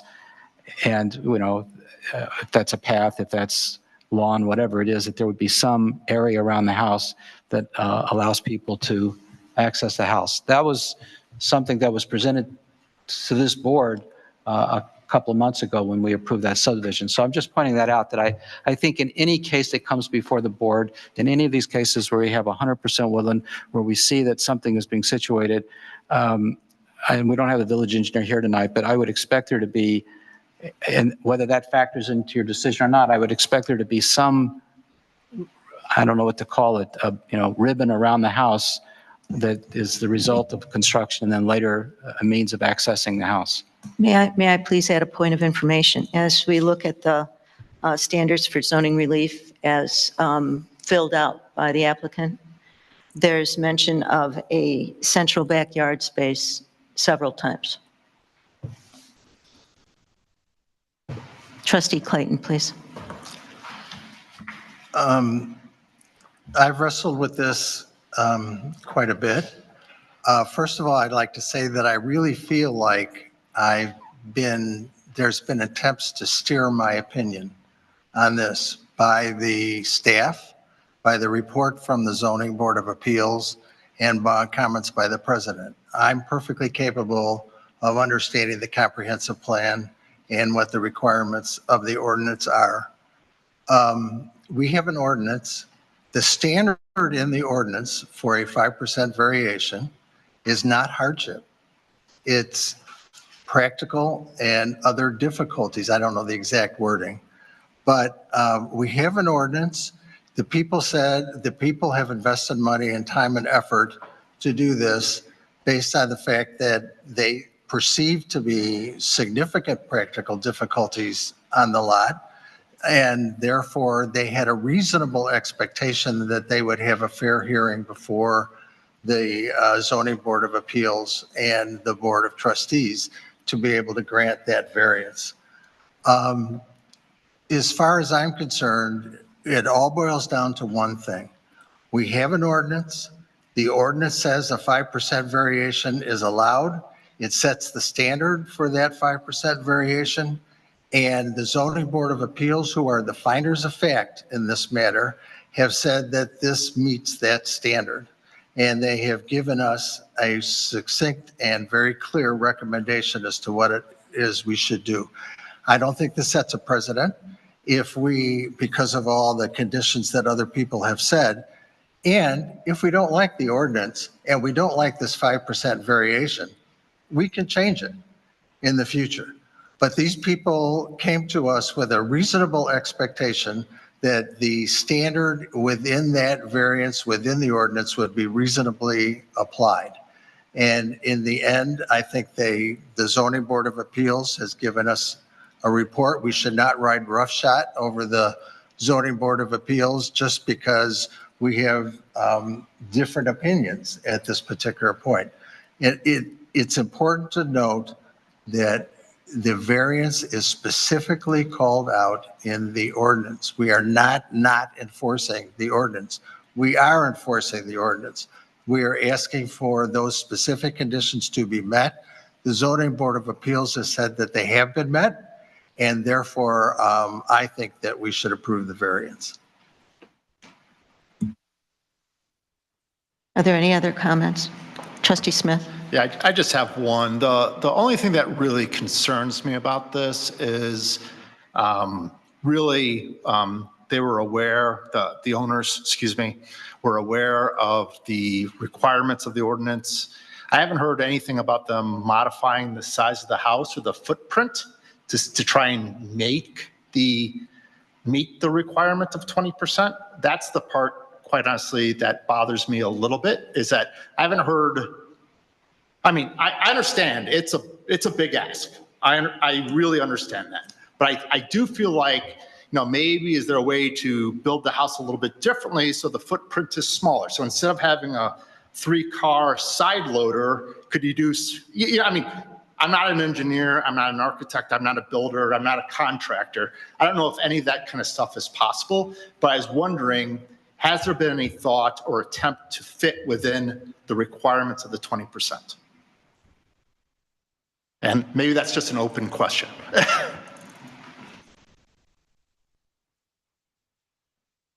Want to answer that?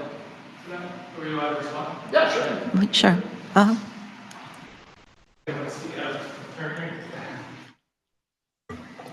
So to answer your question, yeah, we did do quite a few changes. And to, sorry, I can't see your name, to Trustee Clayton, Hollander, sorry. To your point about what we knew in advance of purchasing the lot. The thing that was new to us, we were not aware that the variation in the impact had to include every piece of construction and the fence. We knew of the ordinance requesting the only 20% impact, but we were not aware of, and also this came up in the ZBA board meeting where it was clarified that everything that happens during construction also has to be accounted in the variance. We assumed it was just the home footprint, any potential yard, driveway, stuff like that. We did not know it included everything that would be used, even if it was for 1 week of a construction worker stepping on it, that we had to pre-account for that in our variation request. So that's kind of the distinction of what we were aware of.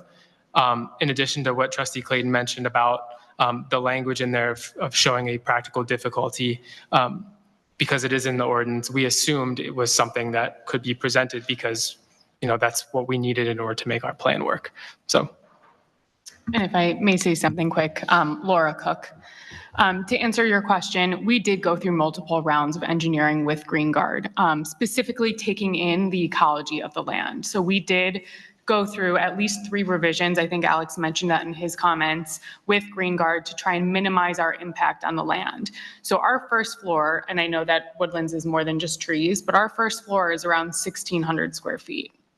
So that's of house, correct. So we are impacting more of that with the garage and the driveway and the porch, understand that.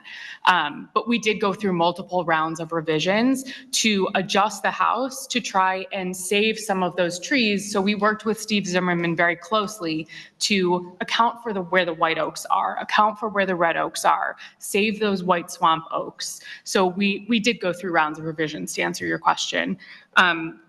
I do have something, if I can show the board, that shows a breakdown of the variance that might help you kind of get a visual if I'm allowed to show it. Fine.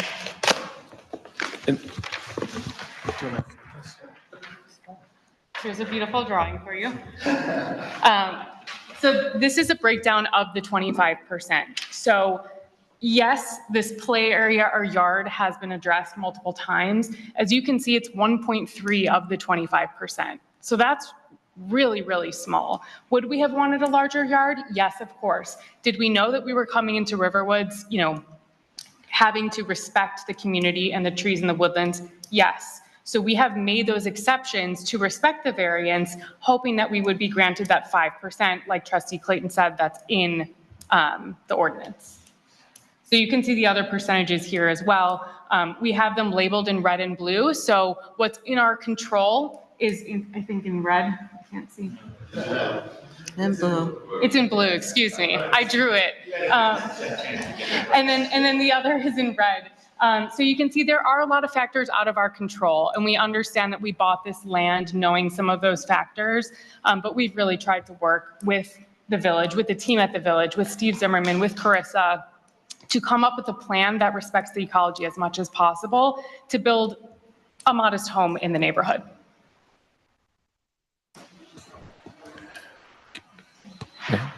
Trustee Hollander. Because this is affecting at least the way I'm approaching this, I want to make, I'm getting a difference of opinion, and that the homeowners were not aware when they went to the village that they had not met the requirement. I'm being told by Steve that they were advised that this is over the 20%. Can you shed some light on that? Definitely. Back in February of 2024, when we had our first meeting, it was explicitly discussed what the requirements of the Woodland Protection Ordinance was, that it was 20%. At that point in time, the drawings indicated, I believe, 25% removal. We've only had 2 subsequent submittals, if I recall this correctly. One came back in again at 25%, and the last one came in at 24.9%. The issue that really changed in the 3 drawings was really the location of the construction fence. Now, whether or not the applicants or the builder fully understood that requirement, that everything inside the construction fence was essentially a removal of woodland area, I can't testify to what they understood. Okay. I can say we have not seen a change in the footprint of the building since the get-go on this project. It's been the location of the construction fence with a little ebb and flow to try to get this to be a buildable site. So as people have testified before, you know, the safety issue. All right, as an example, on the south side of the property, on the south side of the house, the original submittal showed the construction fence 2 feet off the side of the house. Unrealistic from a construction perspective to be able to excavate, put in a foundation, build a wall, put up siding or brick in a 2-foot spot. I think they felt that they might be able to put ladders and walk around the outside of this house, but nonetheless, during construction, this removal area has always been hovered at 25%. So the struggle has been, in my opinion, how to stretch this or move this to get enough space to adequately maneuver around the house during construction, do final grading, and even start doing excavation, stockpile, bring in materials, maneuver materials and workmen and vehicles in and out of this site. But the 20% was made vividly clear at our first meeting. And just to clarify a statement that may have been misconstrued, when I indicated that both the village ecologist and the wetlands consultant had approved this drawing, they didn't approve it with respect to the ordinance. They approved it with respect to what was being done for protection of the wetlands and the woodlands themselves. They weren't giving an approval, an explicit approval to say, yes, this is good for the variance. That was never the case. It was based on their realm of expertise, only for wetlands and only for woodlands.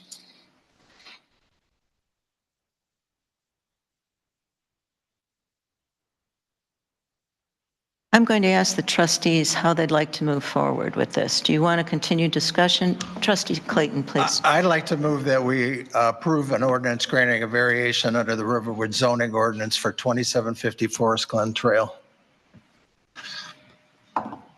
Is there a second?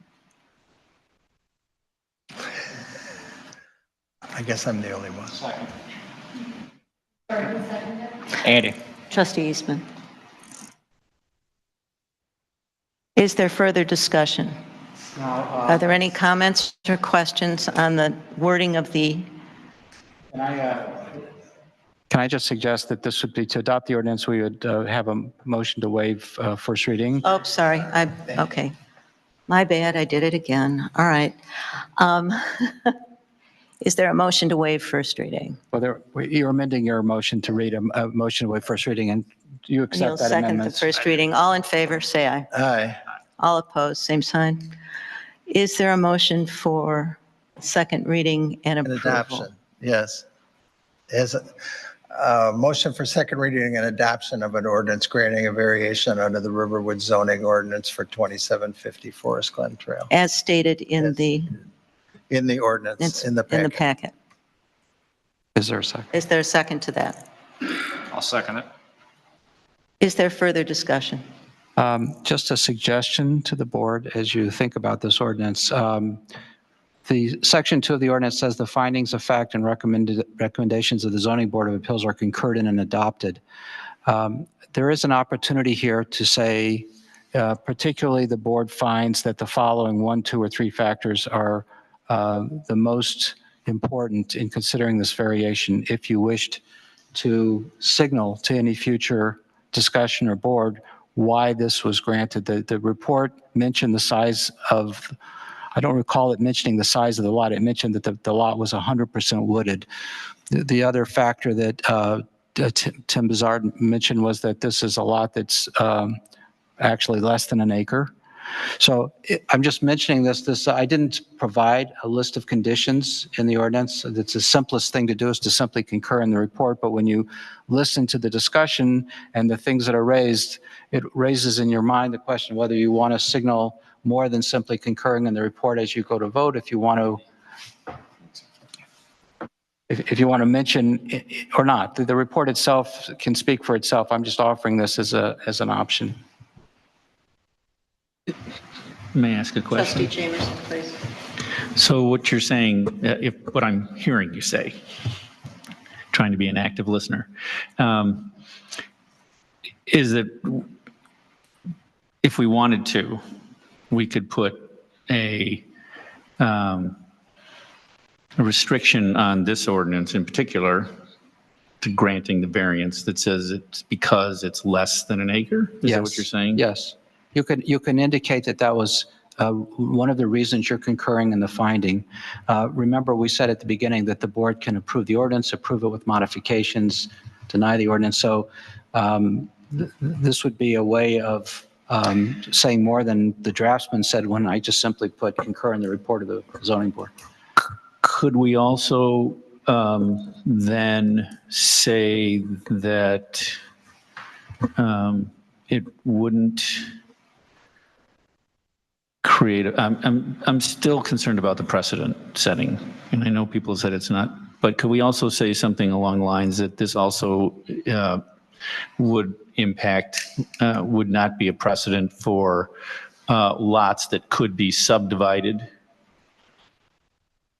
Well, we wouldn't allow a subdivision of less than an acre unless it was probably part of a special use. We don't have a provision for allowing a lot of less than a subdivision, a lot less than an acre. So, May I ask, Well, could but- this be attached to a specific address?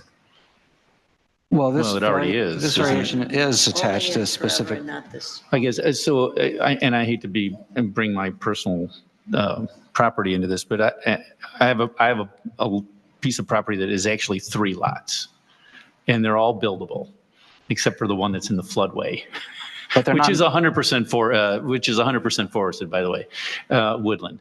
But if I decided to subdivide that property back into it, I mean, I don't have to subdivide it. It's already into lots, so I would just have to change the PIN. But those lots are not less than an acre, are they? No, they would be, well, where I live, they're 2-acre minimums. Right. So I'm just pointing out that this particular subdivision is one of the few places in the village. We know we have some other areas up in Duffy, but these lots, because of the situation when the subdivider left the streets kind of alone the way they did. They are reported as slightly under an acre, so by the assessor's office. So I'm just suggesting that, you know, those are conditions that are a way of framing this particular variation in a way that I think is, you know, very restrictive. I guess I would add, you know, one thing that might make sense would be, and I kind of had this as a question, was before the petitioners purchased the land, right? I mean, it's pretty well known that we have these conditions with Riverwoods. What I would say is, even if we were to grant this time, I would want to put in language encouraging that before a transaction is actually completed, that people reach out to the village and understand the woodland protection ordinance. I mean, I don't know how you would phrase that appropriately in that, but if you Transfer tax. Transfer tax. That's how we can. I think I would suggest that that's something that the board should take into account when it has the next variation in front of it. You know, that this factor of knowledge and to what extent it should be relevant, I think is a case-by-case basis. Well, that's what I was going to say. I mean, maybe you could also say something that, you know, each situation will be considered de novo and does not lend itself to precedent. That is the law, basically. I mean, it is. The It's precedent, just stating it more explicitly, right? I'm more content to list factors that are really relevant to this instance, which is that That's fair, too. it's a smaller lot and it's 100% covered by woodland. So is it procedurally possible to amend the motion to include the condition of 100% wooded and less than an acre? As wanting to highlight as the basis for the finding of the board in section 2, it is. All right, can I, with Trustee Eastman's permission, can I modify the motion to include those conditions? Yes. I will do so. I'll second that. And so what I would propose is that the findings of fact and recommendations of the Zoning Board of Appeals are concurred and adopted as the findings of the President Board of Trustees. And in particular, the Board of Trustees finds that the size of the lot being less than an acre and the fact that the lot is covered 100% in protected woodland are important factors in granting this variation. Hope you got that down. Danny's on it. Is there any other discussion? Any other questions? Clear on what the motion is? Good. Is she clear? Is she? Well, I have to change the line, but what I wrote down is that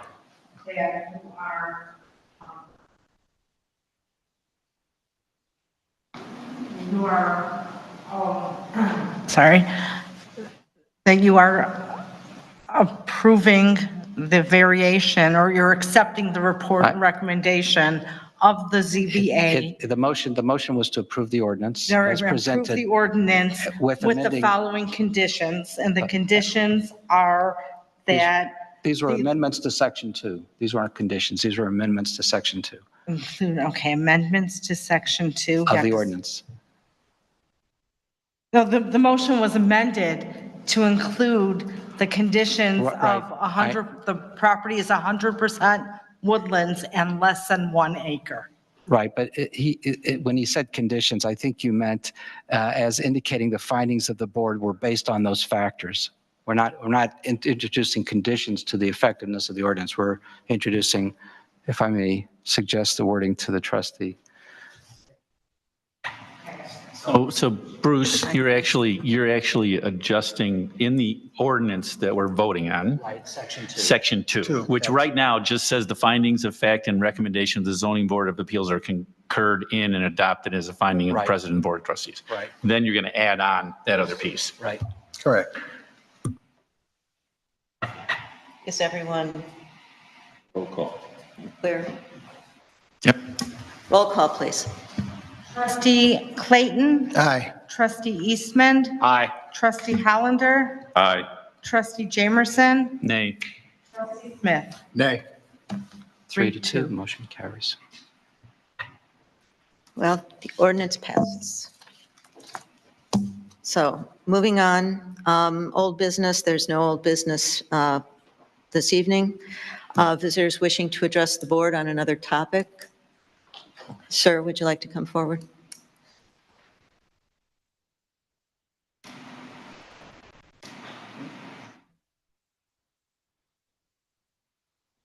Brings back to Dan Mangan.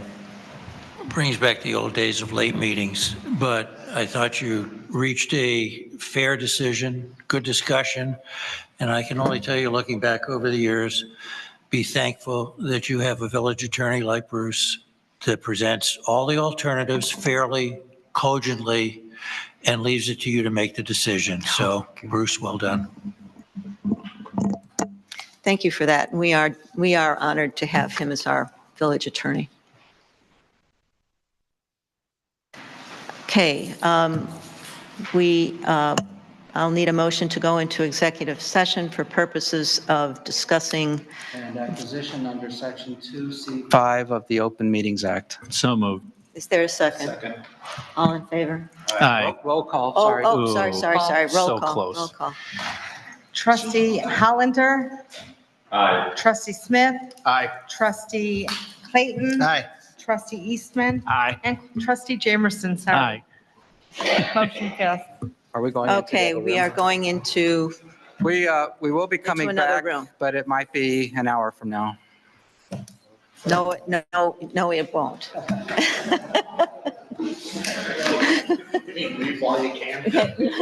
No, you can't. You can't, they can. So close.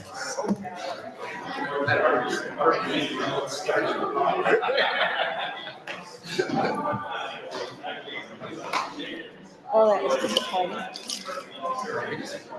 I know. What are you gonna do, right? What are you gonna do?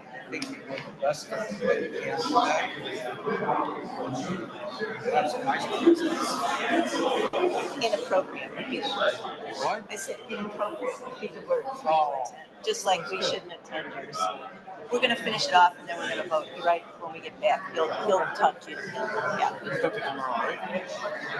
What, you said 2 o'clock, but what time should I come late because you've got a big agenda? 2:30? I mean, I don't mind sitting. What's the difference?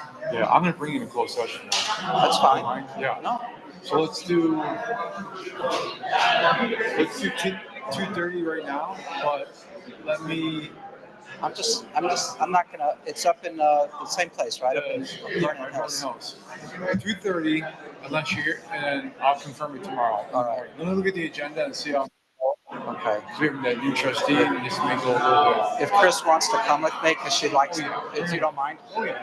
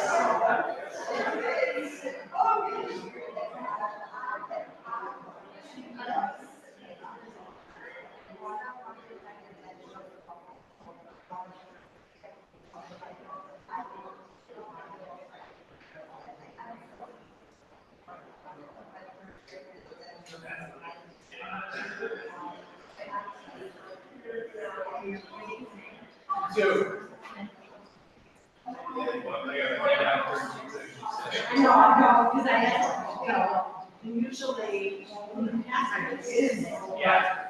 Usually, I'll let Annie start, but usually, as a state, they have business as a professional. Right. So now it's gonna be. All right. I'm not gonna have that information firsthand. All right. So, we'll see what happens. And they can't conduct any business. Right, they come in and conclude.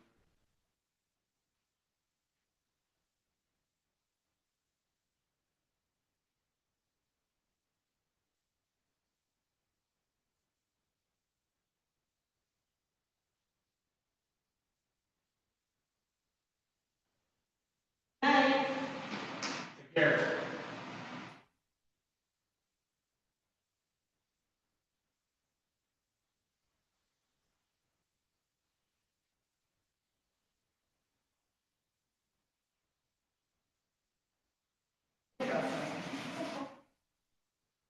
Yeah, it was a lot.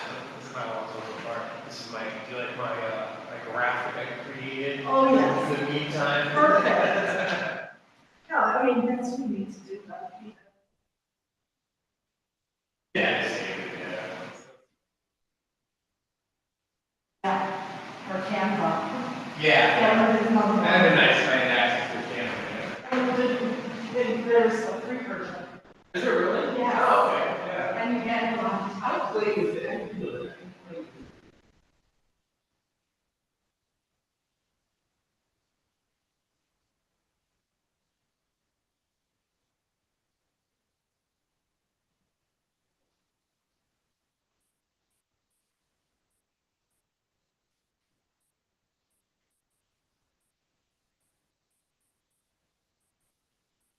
Illustrator, InDesign.